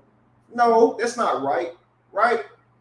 You know, so once you call her a hoe, she's probably not gonna be as receptive to hearing your complaints, right? So now it sounds like all your reasoning is just to make her a hoe. Actually, don't call her a hoe at all. You don't need to name call. Just tell her the behavior was insufficient, but don't tell her she's a whore. You never want your wife to think that you devalue her, that you don't think much of her, because actually it'll make her depressed. She won't respond the same. Women really need to feel like they are loved and cherished in their relationships. And they should. They are in a relationship, right? Now, men feel this way too, and I need you guys to understand that as ladies, we need uplifted. We want to feel important and valued in a relationship too. But I know for firsthand, women really need that. So when you start making her feel like that she ain't shit, and you still with her, like she might actually start not being shit. She might leave your ass for somebody else, or just do you bad, like just take off and leave, and now you hurt. So try and work with your partner, get them some counseling. If you can't get the message across to them, try and get a professional to tell them. Don't start calling them names because what you're saying ain't normally working, right? You're gonna feel invalidated when you tell somebody you got an issue and they don't really respond. But what you do with that, it's gonna really shape your relationship. Are you gonna insult her even further because she didn't recognize, or are you gonna say we need some help, or are you just gonna say, which is likely, you could say this, let's just end the relationship, right? If I'm coming to you with issues and what I'm getting is an argument instead of you being worked with them to fix these issues, both people have to be involved in conflict resolution. So if I come to you with a problem, you do have a role to play, and it's not to insult me for ever having a problem to begin with. That's what's going to ultimately destroy your relationship, family. And that is emotional terrorism, because what the person is thinking is, I don't want to be bothered. I was having a good day till you came over here bothering me with your damn emotions. And the reason he would say you don't love me, because she said he would tell me I don't love him. Because when somebody come to you with their personal pain and you shit on it, they think you don't love them. They actually do, because they think in their mind, if you love me, you would care about how I feel. You would care that you hurt me, right? Don't that make sense, Tone? If you love somebody, you care that you made them cry, or that you hurt their feelings. So if you sitting here saying like, I don't care, you just need to stop being insecure. I'm gonna say, yeah, that motherfucker don't love me. Hell nah, she don't. I just told her I don't want her going out dressed this way, and she says, you insecure, that's your problem. I'll be like, yeah, she don't love me. Because you would think if they loved you, they'll listen, right? They'll say, Well, what's really interesting to me is that is that how you act when you first started? It's like people who go to a job interview, they say all these good things about how they're going to do the job, and then when they get the job, they're late every day. They don't want to do the work, and they go, "Why you got me doing this stuff? I don't." They late, right? You don't ever say to him about being late. What was the stuff you said you was going to do at the job interview? What happened to the stuff you said when we was googly-eyed when we first met? Why aren't you doing that stuff? Would you have said, if you'd have told me that in the beginning, I wouldn't even been with you. Absolutely. So now you feel played. You don't feel like there's no real love. There's no real love. Facts. Because your love for a person inspires you to do nice things for that person and treat them nice. If you don't care about a person, you're probably not going to treat them that well. That's why I encourage people, get with somebody that you actually like. Women, whenever you guys get with a guy that just works, the problem is you don't like him. So you're not going to really treat him that well. That's like if I got with a woman that I thought maybe she got some bread, but she's not my type, I'm not going to be the sweetest man in the world. I'm not going to be mean to her. But to a woman I really like it, I think she's beautiful, I don't want to take it out. I don't want to buy a nice thing. I want to rub her feet. But if I ain't attracted to you, I don't want to touch your ugly feet. And now I got to do that just because you're my girl. I'm over here. Feet is feet, but I don't like her, so Right. 30-second massages. Right. You good? All right. And you do it with your elbows and shit. You don't give her no real, because you like her. You want to put your hand. Yeah. You get to give her a massage if you like her, right? Can you give me a massage? Hell yeah. About 2 minutes later.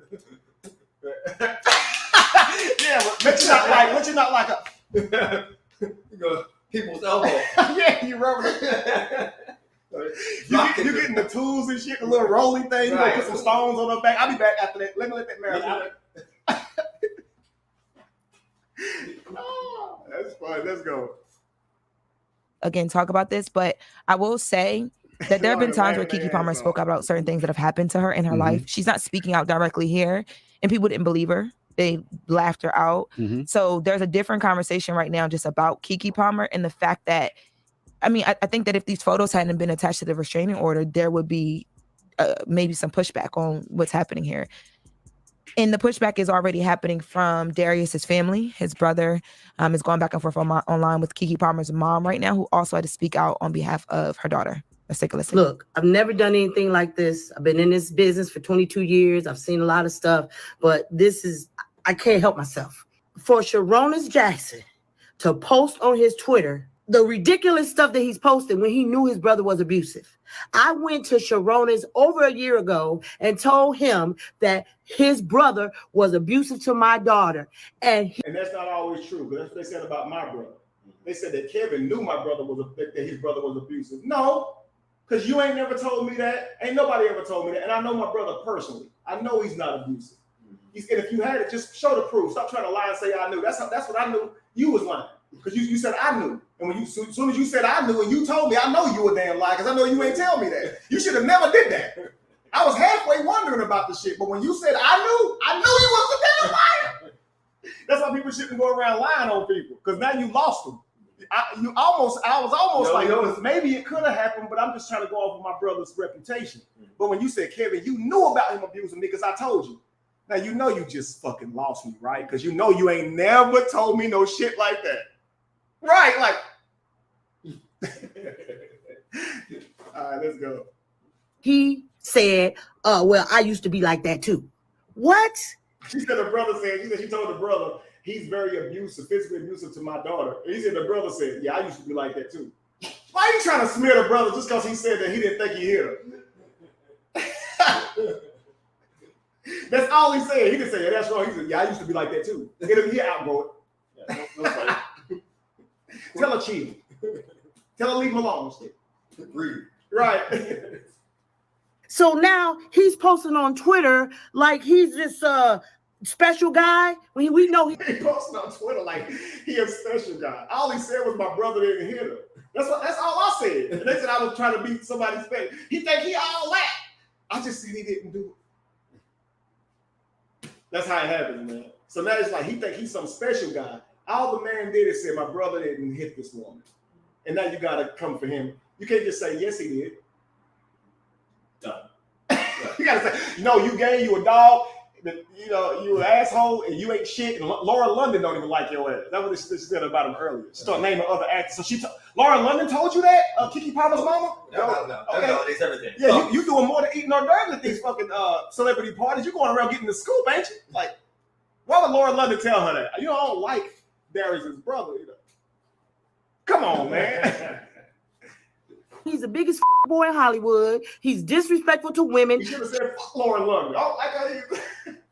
It's like, how dare you? She said she liked me first. That's reciprocated. Right. And I'm the bad one. Of course he will be. Trust me, he would be. There we go. Just like his little brother. He taught his brother how to be abusive. Oh, he taught his brother how to be abusive. That's what they just said. Now, to be able to say something like that, shouldn't that be like, has some evidence? Like, what you mean? He taught his brother how to be hey, bro, here's how to be abusive. Okay, so open hand, because you don't want to leave no mark. Preferably behind the ear. Because right here, that shows. So you want to hit her back here, do a lot of damage, and it just, there's no bruise marks back here. I saw that on a movie sometimes. Oh, okay. I'm like, you're a little too good at that. Like, I never even thought about behind the ear. I saw that movie. It's a movie. Okay, all right. See, now you question me. Did your brother teach you? See, Kevin, no secret abusive moves. Right. Did your brother teach you? Punch her in the tank. Nobody will ever see that shit. And trust me, she don't want nobody to see that shit either. Because once you sit, you saw her tank. See? See, he learned it from me. He said, he just got an idea like, okay, I got it. See? No, I'm looking at you like, that was a movie, huh? What movie was this again? She taught him how to be abusive. That's funny, man. Let's go. He don't get to act like he's this special guy. No, you're a boy and you're a part of the problem. So Keke Palmer and her mom have a really close relationship. They were actually doing a podcast, Darius, Keke Palmer's mom, and Keke.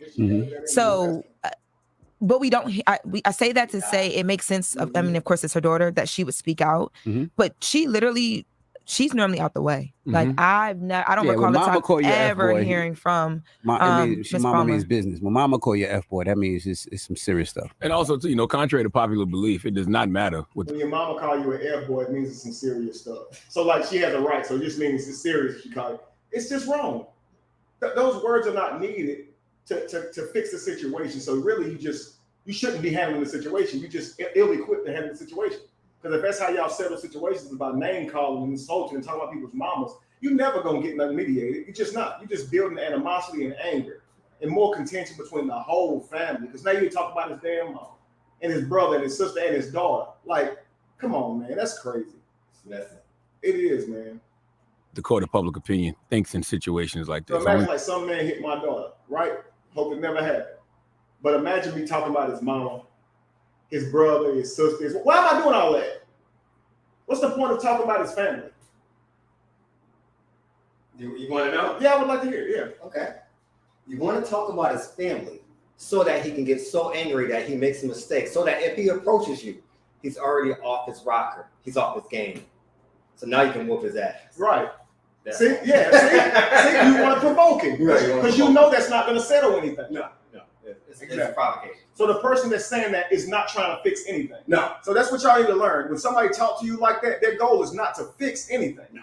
They're trying to provoke you. They're trying to make it worse. They're trying to hurt your feelings and break down how you see yourself. They really are. They're trying to set your tone. Right. You can't let people set your tone. I like that. You can't, man. You can't. Don't let them give you no emotions. No. Ignore their ass. Let it be water off a duck's back. Let's continue. The thing that matters is what happens in a court of law. And I really wish we didn't have to see people's trauma play out over social media, because I know it's already tough to deal with these kind of situations, but all of the energy of social media has to make it worse. I hate the fact that these what happens in court and in all these documents, or people can pull it up in the public. I hate that, because if this is something private that they're dealing with at home, it'll never stay private, because anybody can access any of those paperworks that come from the court, which makes it a story, which makes it people have to talk and have to respond. I think they're going to change that soon. And the reason I think they're going to change that soon is because of the court of public opinion that exists on social media. Like, imagine you was dealing with something that's a jury trial. Correct. Like, it's impossible for a juror to not see what other people think about a situation, to not be social media, correct, to not see all the back and forth that may happen. I think eventually they're gonna change that. But this is a horrible situation, and I'm saddened that sister had to go through that. And if it's true, I hope that brother gets the help he needs so he doesn't continue to project that hurt and pain on the others, especily his child, because there's a child involved here. Right, and a baby that they're going to have to raise together. That makes it even worse. And now the family's getting involved. And I will say that Sharonis has spoke back in response to Keke Palmer's mom, saying that he never once said that to her, not once in his life. And he goes on to say that he's never been abusive to anyone, and just kind of speaks on his own behalf. It's just tough. Also, too, Keke Palmer is such a... The brother responds, guess what? He said he never said any of that to his mom. So he never said, oh, I used to be abusive. He learned that from me. He never said he taught him how to abuse. Notice how when you ask the brother, he denies everything the mother said about him, right? See, hearsay, right? But he said he didn't say, I believe him. Because why would you say that to somebody's mom? No, you're not. Somebody's mama said he beat my daughter. You're not going to say, yeah, I used to do that. Like, that's crazy as hell. She should have told when he said that. Why didn't you tell immediately? Then why are you trying to say that now? Right. You should have knew it was a lost cause. Yeah. You'd have checked that immediately. Right. You'd have checked that immediately. You say, hey, listen, bro, go get your little brother because he hit my child. I'm going to hurt him if he go hit my child. Right. I used to do that too. Now I know I can't trust it. So I got to go handle it myself because the brother is obviously a bad example, right? Yeah, I should address that right off the top. Absolutely. It wouldn't have been a case of her telling us now. Absolutely. Already happened. Whole fact. Whole fact. A big star that this is something that y'all know how it goes. This is going to be in the media for a long time now. Absolutely. So it's definitely going to add some more pressure to the situation. All right. Well, that is your rumor reports. Now, when we come back, we got front page news. So we'll tell you what's happening out there. And then Marlon Wayans will be joining us. So don't move. It's the Breakfast Club. Good morning. Now, guys, this is Keke Palmer being seen for the first time with the baby once she got sole custody. And so you can see her out with this child. And from my standpoint, if I'm Darius and I'm seeing my baby right there and I can't see my child, they won't let me see it. It's like ripping my heart out. So they'll be public with the baby and shit. Now, This is just a camera caught her. Now, I've seen couples go as far to literally use the child to terrorize the man online. Put the baby with a current boyfriend, got her sitting on the lap, just playing childish games with the child. Like, look, I'm with your daughter and you not. Putting the baby on his shoulders, right in front of the damn camera. They just went through the fucking divorce, and the man got to sit there and watch that shit. Yo, that's fucking ripping his heart out. That's so cold because that's his child. And I want to say this too. A lot of times women do this because they actually believe it's their baby. It's y'all's baby. He provided the seed and you grew it. And that's messed up that you taking this man's child from him. If he would be equally wrong for taking it from you. Y'all got to work together about these babies, man. They need their parents. So you the devil if you're trying to keep a person's parent away from them. That's crazy. Now, I can understand if they actually physically abusing you, you think they'll hit the child. You can't really do anything about that. That's that person's own behavior keeping them from the child. And in that case, they alienated themselves from the child. And whether or not the child wanted them in their life, it wouldn't be healthy for the child. So we know we're making the best decision for the child. But in these situations, y'all just saying, I don't like you. We ain't together no more. So therefore, you can't have access to your child. Now, let me insert all the reasons, right? You ugly, you can't read good. You said I was a hoe and you didn't treat me right there in the relationship. And my mama don't like you. And your cousin said that you was ugly and couldn't read good too and that you was crazy. Yo, that's crazy, right? So just watch this. You see her walking with the baby. And then I'm going to show you an example of a man when he is being, when the child is being weaponized against him. And I want to show you how he can go to the world literally crying, okay? Using his emotions, because they tell men, do not use your emotions, right? Just say what you got to say. Don't cry. I'll give you something to cry about. So I'm going to show you an example of a person truly crying out that he can't see his daughter. And when I watch the video, every time I watch this video, it makes me tear up. I looked at it this morning, the screenshot to do this, and I literally had to take a deep breath, like, so I don't fucking cry with him. But the world thinks this is fucking funny, right? They think this is hilarious. That's what's crazy, right? So let's watch, guys.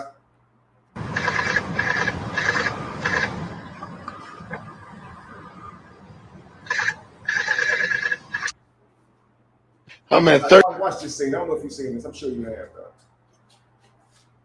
Watch this. This is Tyrese.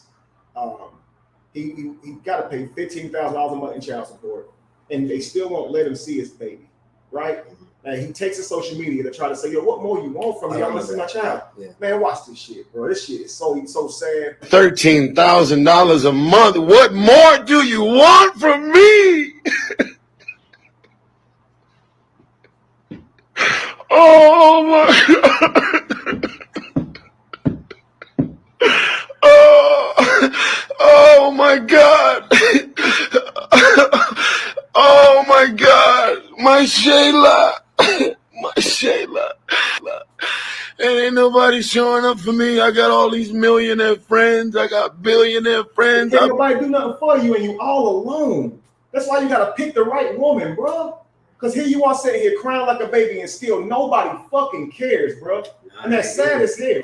They made memes about it. Right.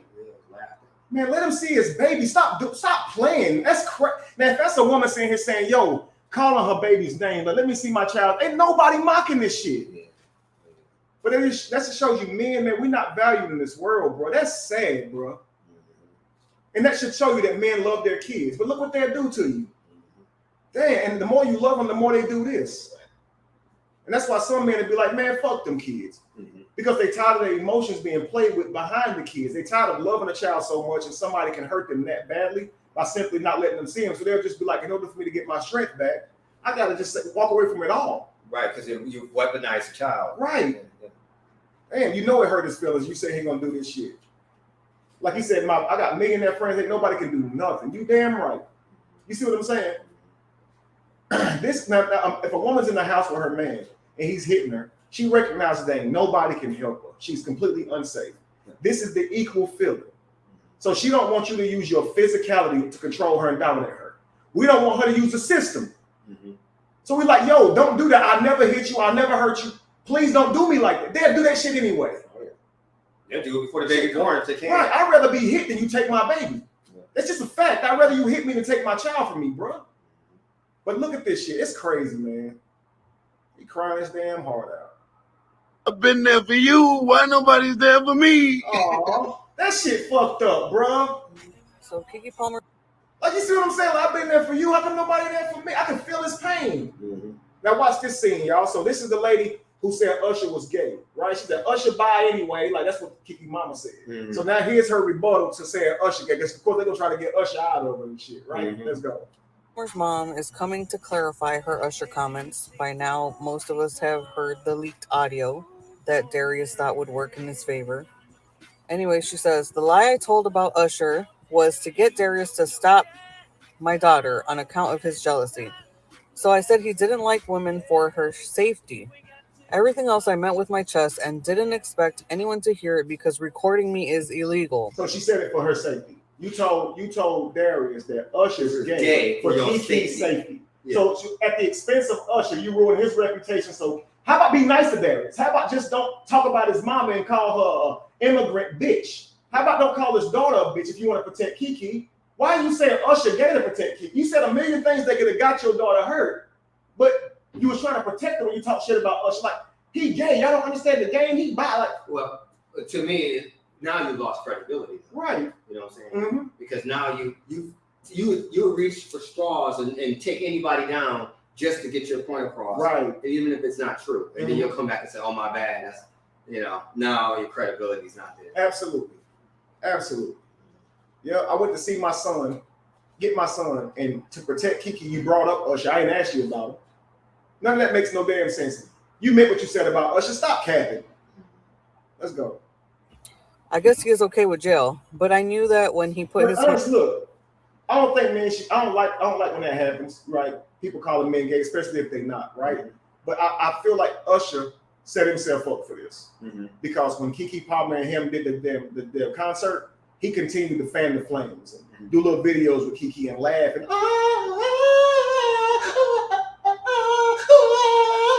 your head ass. Now you gay. Oh, dumbass. I can't stand that. I ain't trying to be funny, Usher. Yeah, exactly. He riding Darius' torment and shit. Now that's on you. And that's why Darius could have clipped that out. Mm-hmm. He could have. You know what he said? Fuck you too, bro. And he gave this shit over. Like, play this shit. Play it all too. And he probably glad as hell they said, aha, now what? Now what? You thought you was funny. Now what? Right. Yeah, you don't want to be on this side of this shit. There ain't no fun when the rabbit got to go. Not at all. Oh, man, boy. Hands on my daughter. He is still her in all of this, trying to paint himself as a victim. Textbook behavior. So it sounds like she wasn't trying to diss Usher or, talk mess about him like that. She was just saying that so that Darius can be like... take her word for it. So see, y'all, it sounds like she wasn't trying to diss Usher or hurt him. She was just saying that because... So whatever she says is true, right? Like, oh, I shouldn't be worried about a super happy person that was dancing with my woman. A mom is going to say anything or try to say anything to make sure her daughter is not harmed. So I get it. Y'all, so not only was this man roughing up Keke, he was roughing up their son. Now, I don't know who the heck's finding this paperwork, but let me just read what this shows. So now she says he's not just roughing up Keke, he's roughing up the son now. Because of this paperwork. Let's listen to it. Watch this. Started to express jealousy about the time I was spending with our son. Darius said very disturbing things to me that caused me to fear for our son's safety with him, including how he understood why male animals in the wild want to eat their children. And a man's love for his child is based on if he loves the woman. Now, if Darius said that, that's not right to say out loud to his wife, right? To his lady, right? While it is true, and women do it too, right? If they don't like that man, a lot of times it'll bleed into how they feel about their child. That's what we was just saying. They'll even condemn him for looking like his daddy, right? They won't like the child no more. And that's why I say you owe it to each other to treat each other right, simply because them losing love for your child can happen. Now, I know you want to blame the person when it happens, but if you could treat your person in a way that where this won't happen, treat your person right, because they will end up hating that child too. They will. Not always, but it has happened. And it sounds like what he's trying to convey is you keep weaponizing your attention, using the baby, and then you weaponize the baby. And so you're doing all of this. So what if he wants to have a conversation and now Keke wants to run in there to the baby and be all hugged up with the baby and he can't talk to her, right? So now he's like, you trying to, can you come in here so we can talk? No, I'm with the baby, right? Could you imagine this? So now he feel like that you're weaponizing the baby. So he's like, you know, you make me want to even not even want the damn baby by the way you acting. But you can't say that stuff out loud, man. That's why I say don't let her get you emotional. When you get in your emotions, you don't think clearly and you start talking out the side of your neck. What you're saying might make sense to you, but it's traumatic to her. Like that shit bleeds into like, what he's saying. I see why people eat their kids. Like you make me feel like you about to hurt the baby. That's why she said he was abusive to the baby. But the abuse to the baby was something he said. The baby can't even hear yet. They can't hear, but they can't speak English. Right? But it ain't right to say. You shouldn't say that, you know. But he ain't lying, you know. But that just shows speaking your truth all the time to her. It's not necessary. Sometimes you as a man just got to make the decision that you know is best for your life, and she don't necessarily have to agree, right? You just got to make the decision that's best for your life. Yeah, best for any human. Any human shouldn't do that. Not just men. True. You got to filter yourself. You got to know. You got to assess what's going on. Read the room. Certain things you just don't say. Right. You know, it's not necessary. Right. You know, be concise in what you say and address the issue at hand. That's a fact. All that other stuff is. Those are distractions, and it just takes away from you trying to resolve the issue. It does, yeah. And I like how you said to be human because I think back to a situation where that was similar. This guy ended the lives of his baby mothers, right? Now his first baby mother, he had 2 kids with her, and she told people he touched them kids in a perverted way. Yeah. And so now he couldn't see his kids for years, right? He just had got to where he could pick them up again. Right through the court system, but the community still thought he did it. Now he was proven innocent in court, but the community still looked at him like he did it. So he's already wearing that, right? So now he has a new girl, and she's pregnant. Well, they get in a bad argument, and the girl tells him, when I had a baby, I'm not letting you see the baby. Now he's already went through that. Yeah. So he snapped and killed her. PTSD. He ended her life right there. He said, I'm not going through this shit again. Now watch that. So that means she shouldn't.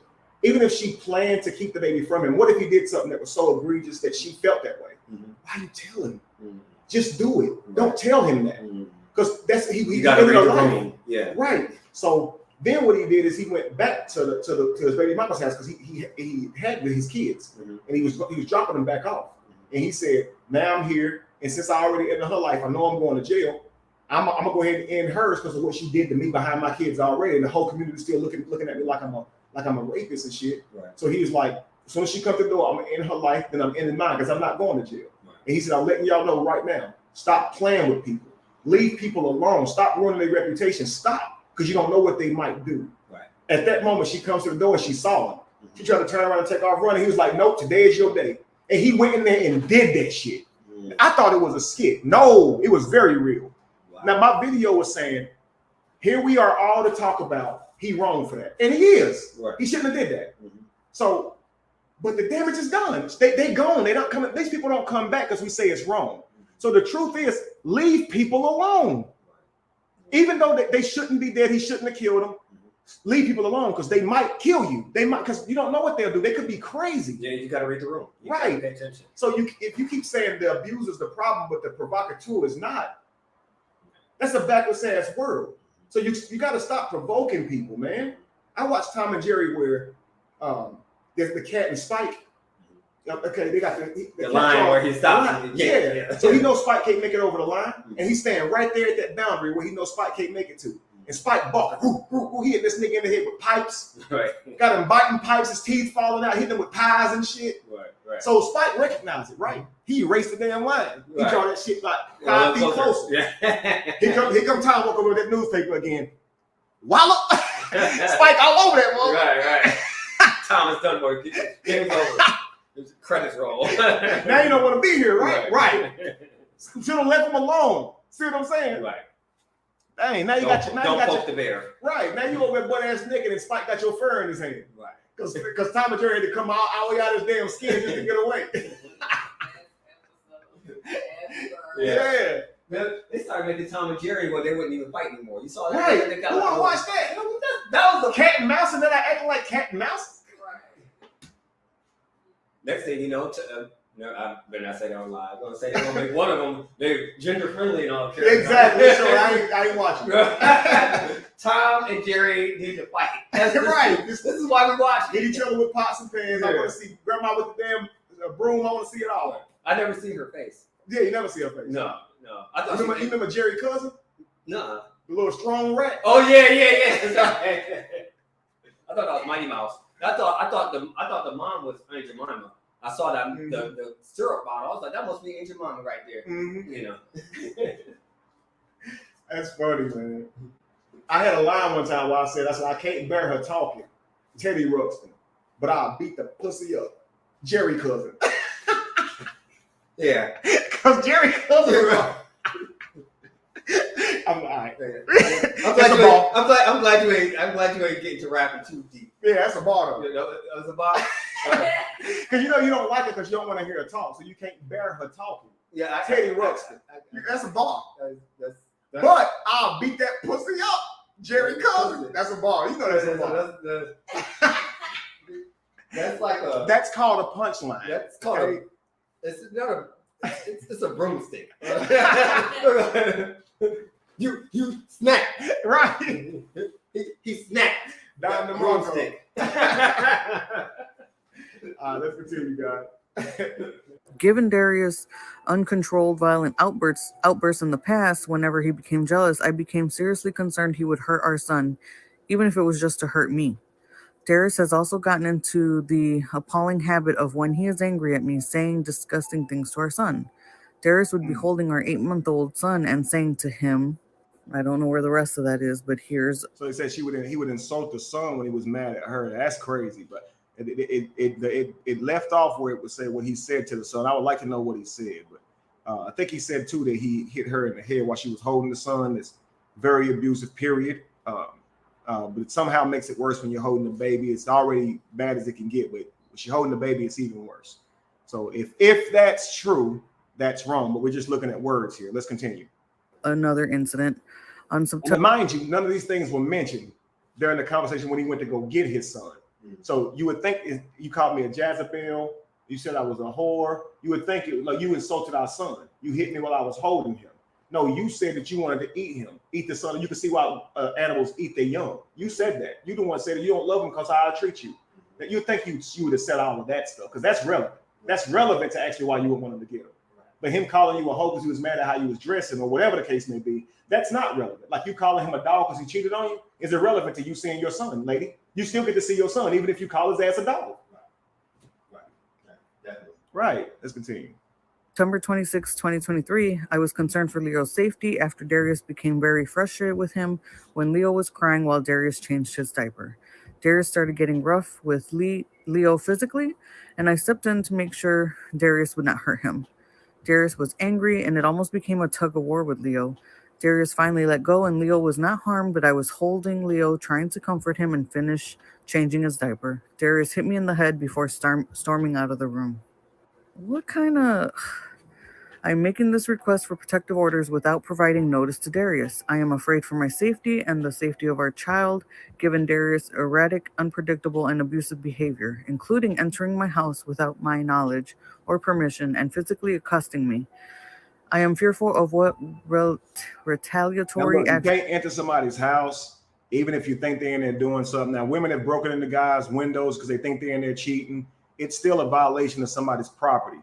And for me, I look at it like when a woman breaks into a man's house, it's wrong, no doubt, but it doesn't invite the emotions like he's not safe anymore, right? He feel like he don't have his privacy. But I believe when a man breaks into a woman's house, it makes her feel even more violated because, I mean, if he'll break in, you would think that he'd do something to you too, right? And because I think the dynamics change in that scenario simply because he is a lot stronger than her, right? So the feelings that she would be feeling is that this stronger man is breaking into my house and he probably breaking in to do something to me. When we see our lady breaking into the house, we don't feel threatened, like we about to get our ass whooped or nothing. So both are wrong, but I'm just saying a woman would experience that as abuse and like her life was in danger, where a man would just feel like you crazy, like your ass is crazy and obsessed, right? And some men like that. Right, they do. Right. But either way, it's negative behavior, right? It's a person who is holding on to pain and the emotion of thinking they can be cheated on, and the behavior that they're doing is to try and control that from happening. So they'll sneak in your house, everything to make sure you're not cheating. And what you will say is they're controlling and violating you. But again, don't take people into your life if you're not going to be faithful to them. It brings the worst out of them. It's so crazy to ask somebody to accept all your harsh treatment and still come out of it with all clean behavior, but you ain't got clean behavior. Ain't nobody even did shit to you. That's crazy. Let's continue. Actions Darius may take against me, including harming or taking our son away, if I give him notice of my request for protection. I'm asking the court order a domestic violence restraining order, including custody orders, protecting me and our son Leo from further harm. So even filing this, she is afraid of what he might do once he learned that she did this, or learns. I feel like she needs to move or stay. That's what they always trying to say. She's afraid of him. She's afraid of what he might do. I mean, is she really? I mean, look at how they talk to him. Look at how she treated him on live that day. And she's not scared of him. Stop it. Stop. Why do y'all lie like that? She clearly is not scared of this guy. The mama ain't either. Look how she talked to him. He should be scared of them. I mean, if I'm scared of a guy, I ain't gonna tell him his mama a bitch. I mean, come on now. His daughter a bitch? Come on, bro. Ain't no fear in your heart. Better chill. You want all the smoke. Right. And if she was scared of him, she would say, Mama, don't say it, Mama, chill. Because he hitting her in the fucking head, right? How's she sitting there like, well, she ain't saying shit. Again, if your daddy talked to your girl like that, if your mama talked to your girl like that, you would say, I'm not putting her on the phone anymore. Because what she said to her it's gonna make it even worse. You expect me to say something to help. You daddy, she didn't treat mama, she put the bitch on the phone. You know, you almost dropped the phone. Oh shit. Dude, damn, mama loved me, but I ain't gonna I'm gonna call somebody. I'm good. I'll call United later. Call Dr. Phil or somebody. Right. Let's just go live. There can't be no worse than what mama got to say. Right. Damn. Mama fucked up. Hell yeah. Stay with someone who can help her stay safe, or buy and take care of him if he shows up. It seems like she reached her final straw, whatever that happened to be, probably the November 5th incident, and I'm glad she went out and got help. We need to pray for Keke and her baby. That brings us back to this right here. Getting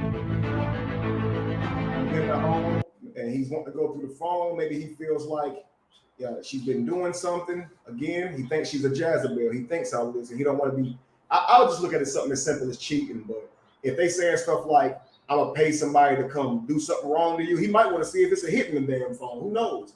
But either way, these are put out in stills to make it look like. Well, I ain't gonna say to make it look like, because maybe they released photos and not the video for whatever reason. Mm-hmm. But when they put the stills out, people were looking at the stills saying, like, watch this scene. Then when you see this, it's like, oh, look, he hitting her. See, it's like she's leaning back over the couch, and people say this was a hit. Right? But really, he was taking her phone. Mm-hmm. Right? So now he falls back over the couch to keep her phone. Mm-hmm. And so now he's still reaching for the phone. Mm-hmm. She puts her feet into his stomach, see his body kind of push back. Mm-hmm. So he's gonna sidestep her legs to get some leverage here. Now he's still grabbing the phone, and he snatches the phone up. She holding on to it so tightly that the whole body comes up. But she can feel like he threw her right here, right? Mm-hmm. So now he's like, get this phone. Now he snatches. Right. Now he snatches upward, and then he breaks the phone from her hand. She falls back down to the couch now. Oh. Now he's turning around. See how quick he turned around and leave? Mm-hmm. That means he wasn't trying to beat her up. Mm-hmm. Right? He wanted something from her. That's still abuse. Right? But look how quickly she gets back up and go back down the phone. He hops back over there. Now, again, if a woman will fight you that hard for her phone, do you think that's a sign of guilt, or she just don't want you touching her property? That's gonna be a sign of guilt. That's what I was, because I'm saying, if he that stronger than her and she don't want to be snatched around, I just give you the phone. Why is it still in that video? That's what I said. People say, well, Kevin, you don't know why the court didn't release the video. Keke, the one who had the video, she could have released it. And I think it's kind of messed up for the court to even release photos if that's the case. Right? So to me, it's like some people could speculate and get it going by. Right, because there's so many frames in between, you don't know. You know, it's a lot. That's a lot. And so what I did is I just meshed all those photos together, and it looks like, I don't say a touch nothing. Yeah, I just put the photos inside each other. It looks like a wrestling match for a phone. You need a phone, momentum, he's jerking away, and then his back, falls back, he leaves. He jumped over here. People gotta understand, it's very simple. He's a man. If he wanted to hurt her, right, she'd still be on the couch laid out. Absolutely. Period. Absolutely. You know what I mean? So definitely this is a wrestling match over the phone. Right. Got his phone, he left. Mhm. She went after him, like, yo, don't touch my property, whatever like that. I mean, But she has a right to. That's her phone. Right. Because if you took my phone, I might want to go take my phone back. Don't take my phone. Yeah. But if he choked her, she ain't going to get that phone back. You gonna let him have Right. If he just choked you, come on, man. Especially if ain't nothing in it. Right. Especially if ain't nothing in it. Especially if nothing in it. You can have it. Doing all that for nothing. You choke him, put your hands on me. Now watch this. I'm gonna ask people in the comments, man. I want you to see how weird people all look. Now, if ladies, if you think your man is cheating, he's exhibited signs that he can cheat. He's openly flirted. He's done all these different things, and you want to check his phone, and you wrestling him for his phone because you think he's cheating. Are you abusing him? And I bet you, they might say yeah, just to try to prove me wrong, but they don't think that's abuse. They don't think it's abuse to try to wrestle your man for his phone because you think he's cheating on you. But now, to a man, just his trick alone trying to take the phone could hurt her. You see, so you don't really want to be tussling with no woman at all. Somebody said he just taking his phone from me. You can't say just though, Money World. That is abuse. That's her phone. That's her personal property. She's a grown up. You can't take nothing from nobody. I see it like this, Money. I see it like this, right? If you are that insecure or whatever you want to call it, if you are not comfortable, if you're that nervous about someone cheating on you, then you guys don't need to be together. You just gotta leave. You just gotta leave. Because you're gonna kill yourself. Yeah, early. Yeah. Like your emotions gonna kill you early. Like it's stress, man. Why? There's so many other people out there. It is, man. That's not worth it. And just find you a good woman, not a woman you got a damn. It's like, think about this, ladies. Y'all want to go into the nightclub and pull your man out by his ear, a grown ass man who's taking you into his life and saying, I want to protect and provide for you. But he ain't got no discipline, so you got to go catch his ass in the nightclub and pull him out by his ear. Money World says, a man like that? Money World says you don't know who phone it is. It doesn't matter. You don't put your hands on anybody. You know, No. you don't put your hands on anybody, no matter who joined this. It's like, hey, if say it was his phone, yeah, you need to give me my phone. Okay, you're a grown woman. This is my phone. You need to give me my phone. You can tell her to give you, but you don't have to wrestle her. Don't wrestle her. No, it's not worth it. Right. And I agree, don't wrestle her for your phone. But my problem is, if she took my phone, I might wrestle her for my phone. I mean, it's crazy. Because even though I feel like that's wrong because she can still really hurt her, that's my damn phone. Right. And so when your ego get into it, that's like she gonna go back and take his phone, even though she knows she can get hurt. Right. See, look right here. Joyce Smith says, even tussling with a man can hurt a woman. So if a woman went for a man's phone, she's setting herself up to be hurt. Right? But if it's her, if this man take her phone and walk off with it, she's supposed to just sit there? Like, just think, like. No, I agree with you saying, but but she should. Yeah. And she does supposed to sit there because if you go take it back, you can get hurt. Yeah. But it sounds like you just took your damn phone. Right. It's emotions involved, so I get it. But ultimately, I'm not going. You're not about to have me in jail or police call on me over no phone call.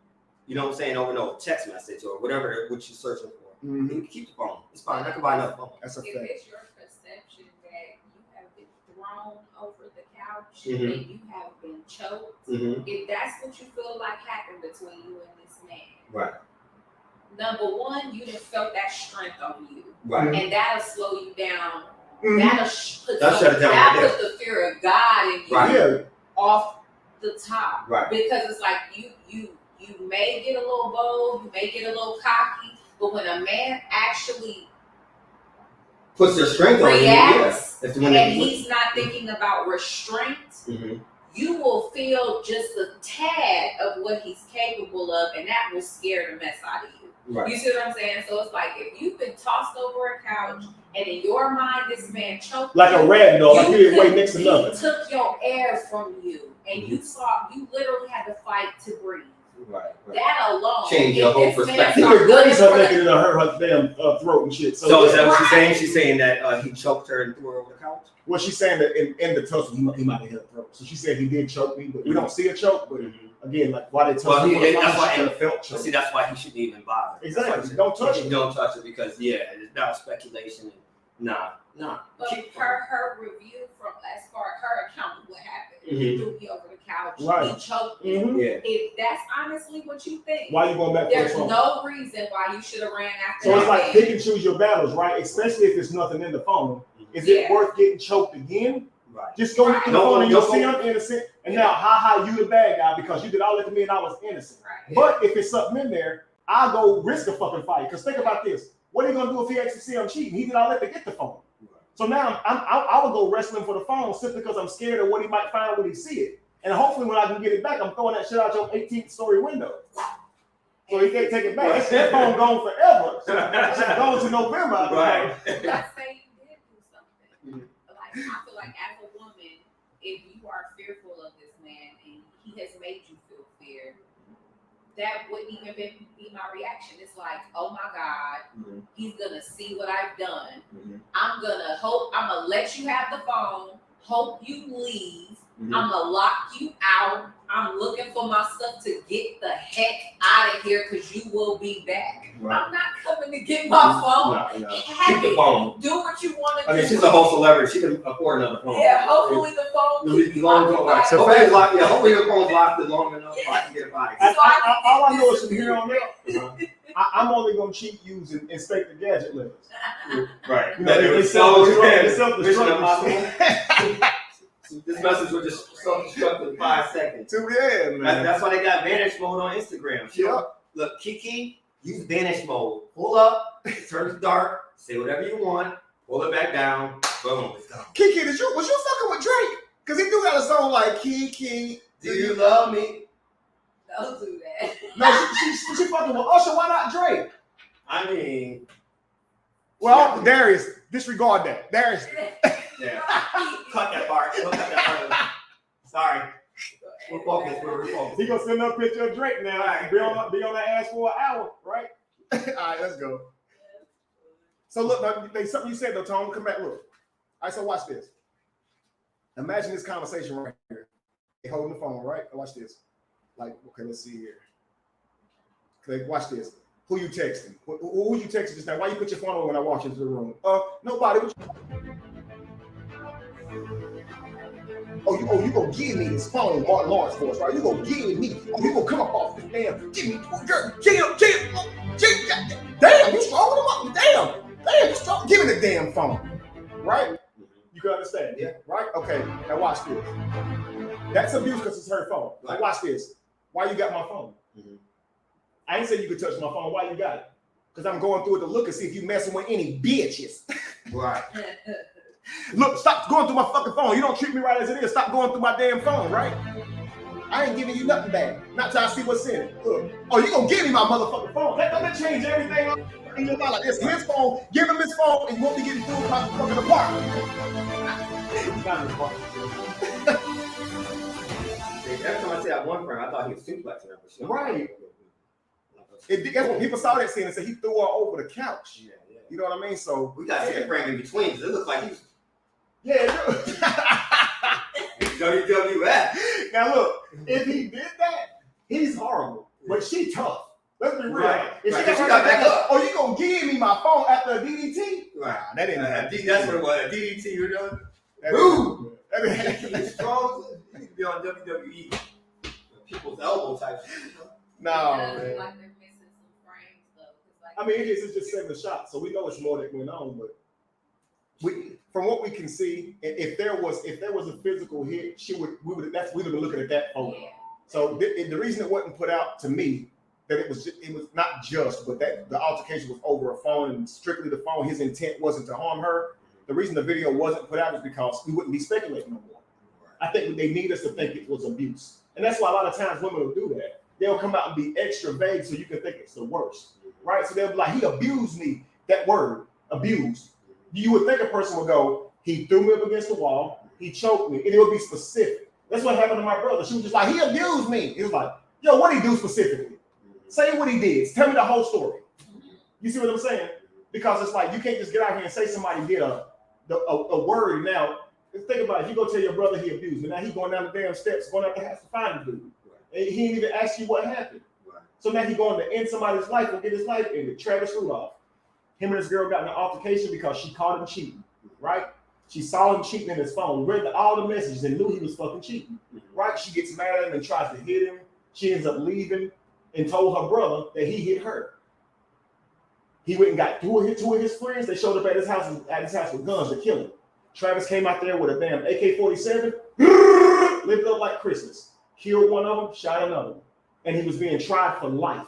They came to his house. Right.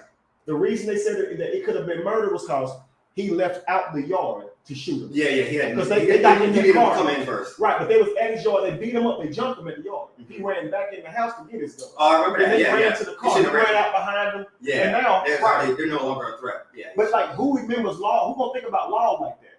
These dudes were just at your house with guns. They can come back. They ain't just there. They can come back. Right. So you're thinking, yo, you ain't getting away. Now you can be in prison for life because they showed up at your house at 2:00 in the morning to beat your ass. You know what the problem was? He wasn't a Virgo. Because we thought it was like, you know what? Come on back. Yeah, I got you. Right. Bring him back. Bring him back to the yard. Your Honor, there's a hole in front of them because they was coming at me. They were aggressors.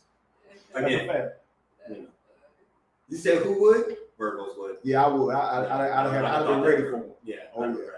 Yeah.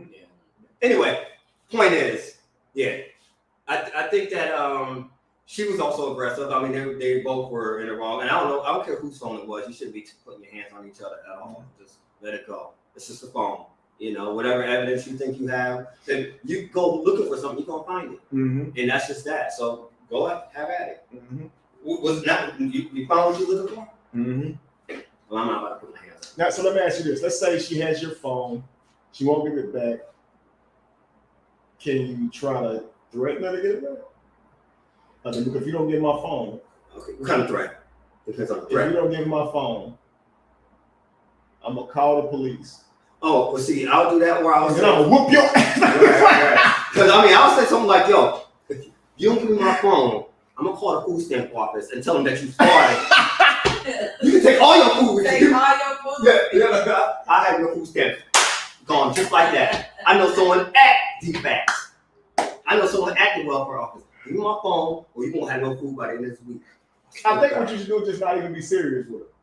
Right? You see her with your phone, like, don't say what you got my phone for, but she's gonna be like, nope. Just be like, right. Catch her off guard. Like, what you doing? You know, I just mama get it. What's that over there? Keep the phone. Because I'm not leaving without my phone. I'm gonna leave my phone. She's gonna act like if you act like there's something wrong. I don't care. You know, I leave my phone unlocked anyway. You know. Well, if you ain't doing nothing, but I mean, even if I were doing something, you just leave it unlocked, and you know, it's because then you have to ask why is he gonna do that much to get his phone back, right? Yeah. If he walked out, she had this. Why you got my phone? I'm about to go through it. If you gonna give me this, you would think he'd be like, okay, go through it. Yeah. And I'm tired of being questioned. I'm tired of being. Yeah. So once you go through it and see nothing in there, I'm leaving. That's what I've done that. I've done that. I'm like, yo, I didn't date you. I don't want a parole officer. I'm not a criminal. So you if I'm a date a parole officer, no, I'm not doing that. Right. Yeah. Now, if you did something like cheated then you would be wrong for saying that. Because you're saying that I know I did something to hurt you, but I'm still not even going to go through reassuring you. I don't even want the punishment of how I treat you. Right. Now I'm just not being accountable. Right. You're not being accountable at all. Because now you're saying, like, you just treat me like a parole officer when that ain't how that happened. Right. So if you hung out every weekend with your friends and she caught you at the club, or not caught you at the club, but caught you somewhere where you wasn't last weekend with your friends, you probably know you shouldn't hang out with your friends for a while, right? Until you reassure her and build that trust again. And then next time, don't fuck it up. Right? I'm about to say crush it again. Crush her again. Don't crush her. You gotta, because that's the point. If you're gonna stay with the person, you should say, okay, let me correct that because you can see how much you hurt them, right? And you think if somebody cares about you, they either won't do it no more because it hurts you, or they'll leave because they can't stop. Right? They're like, this is who I am, and I don't want to, you know. I mean, that's what I'm thinking. Well, I mean, I could just go full Keke and just do something, just do something crazy and wear something crazy and just dance with some stripper on public, right? Out in public, and she could be all mad about it and say something on the internet, and I'd be like, oh, I don't care, right? I don't care. Yeah, and then I wear what I want to do. And then do a music video or do a little something, OnlyFans with the stripper. I throw as many dollars as I want. I go to whatever strip club I want. Who are you? Who are you? Care what you gotta say. But you make it all look bad. You out here looking at all these women's booties and stuff, and you just throwing out all your money. That's our family tree, so that's our kid. I don't care. So what if, again, a woman would want a man that was absolutely unreasonable like that? Like he just make her feel bad every time she has a problem with what he did. And it's real problems, right? I can go to the strip club. Like if she says, I don't like you going to the strip club. Wow, men go to the strip club. Man, bro, if you married, what business do you have there? Like just if she's saying to you, man, I don't want you going to the strip club, please don't go. Right. Don't take your rabbit ass to the strip club. Simple. Like it don't make no sense. Did you go to the strip You gotta go that bad that you gotta fuck your relationship up. Like, well, thing is, did you say you was going to the strip club forever when you was at the altar? Right. Did you say, you know what? I vowed to always go to the strip club every weekend, despite how my wife feels about it.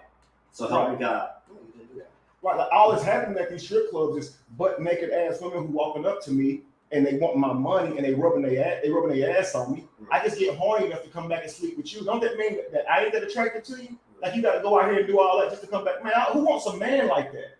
Imagine your woman say, I gotta go to the strip club just to get turned on to come back. Man, you for the streets, bro. Right. Who want to hear that? Nobody wants to hear that. Nobody wants to hear that. Some dudes get mad, but like, bro, dudes go to the strip club. That ain't cheating. Yo, man, there's something wrong with that. There's something wrong with that. If you marry, the fact that you don't see anything wrong with that, there's something wrong with that. Absolutely. There's You're something wrong with that to too. provide for your family and your legacy. So you marry, but you squandering the inheritance on some ass at the club. You don't know them. If you're gonna make it rain on everybody, make it rain on your wife. She the one that's got your back. Why does all this girl gotta do is get naked and you throwing dollars at her? But your wife, she at home cooking for you, she making sure you're straight, taking care of your kids. Then come home and say, yeah, right. Make it rain. Make it rain. Yeah, you know. It's like I can't understand a woman complimenting a man when you marry. Go compliment your man. It's like me. I don't see women like, you so beautiful. I say it for my wife. That ain't my business. That ain't their business if I think they beautiful. I'm married, bro. Right. So I'm not gonna go around unnecessarily pointing to all these other women when I can just go home and tell my wife. So even if I think she's beautiful, I don't have to tell her that. I'll let the suitors who want to date her tell her that. That ain't for me to tell her. So why am I over there talking about some you breathtaking? Man, shut the fuck up. Trying to be charming. Take your ass over there with your wife. Because if you do that with your wife, your relationship will be 10 times better. Now you make me feel corny. I be saying that on Instagram. You breathtaking. Well, you ain't married. If you are, then shut the fuck up. And stop trying to fucking blow women's minds. Look around their feet. If you tell your wife all that, you have a great relationship. Right. But you telling these damn birds that. Right. That's stupid. Right. That's true. That's true.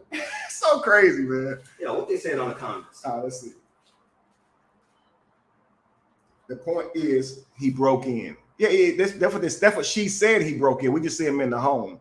But I've already explained. If you break in and entering, you are you're emotional terrorizer. You're wrong. You can't do that. You can't stop nobody from doing what they want to do, family. So the best thing you can do is just move away before you become a worse person and do something that costs you your life of freedom. And I gotta go. I think I'm gonna get too long. I already did it. Oh, woo! Yeah, I already did it. Boy. You good. Listen, guys. Hopefully you guys enjoyed this bill. Hopefully you learned a lot about emotional terrorism. And I'll say this to end the video. Life is made up of moments, right? And in each moment, you can make a decision that can ruin or make your life better. Please try to make decisions that make your life better, right? So even if you're angry in this moment, if you act out of anger in this moment, you could be throwing your life away. So don't be moving by your emotions. I don't want emotional terrorizer to be seen as a derogatory term. And I've noticed that in the comments on other videos. I watch you guys do videos and you say, you're an emotional terrorizer. And you're saying it in a way to shame or guilt the person to make them feel bad. Emotional terrorizer is not a derogatory term. It's simply for a person who uses their emotions to navigate the world and not reason, not morals, and not logic. Okay, if you're only moving by your emotions, you could be terrorizing the world and not even know it. Do you understand? So in this situation, I see 3 emotional terrorizers. None of them are handling what they're going through effectively. And they're not seeking professional help either from what I can see, right? So if you want to learn more about emotional terrorism, get the book. It's like $30. It's on Amazon. It's available now. It's been out for about like 5 or 6 months. It's becoming a bestseller. And while you're at it, leave a review, because emotional terrorizers are going and leaving negative reviews on my book to discourage the sales because they're emotional terrorizers. That's what they do. Notice, go look at the book, y'all. Go look at the reviews. They ain't got nothing to do with the damn book. One of them said I was ugly. I was like, damn. They said, don't judge a book by its cover. Don't judge a book by its cover. Yeah, it's crazy, man. So yeah, be encouraged, family. Share the video. Come back and watch it if you can't really soak it all up in one sitting. But I love y'all. See y'all soon. Okay. Be evolution. Be the change that you want to see. No candle loses its flame from lighting another. And if you were to ever find yourself in the middle of chaos, it's in that chaos that you found yourself. Peace, family.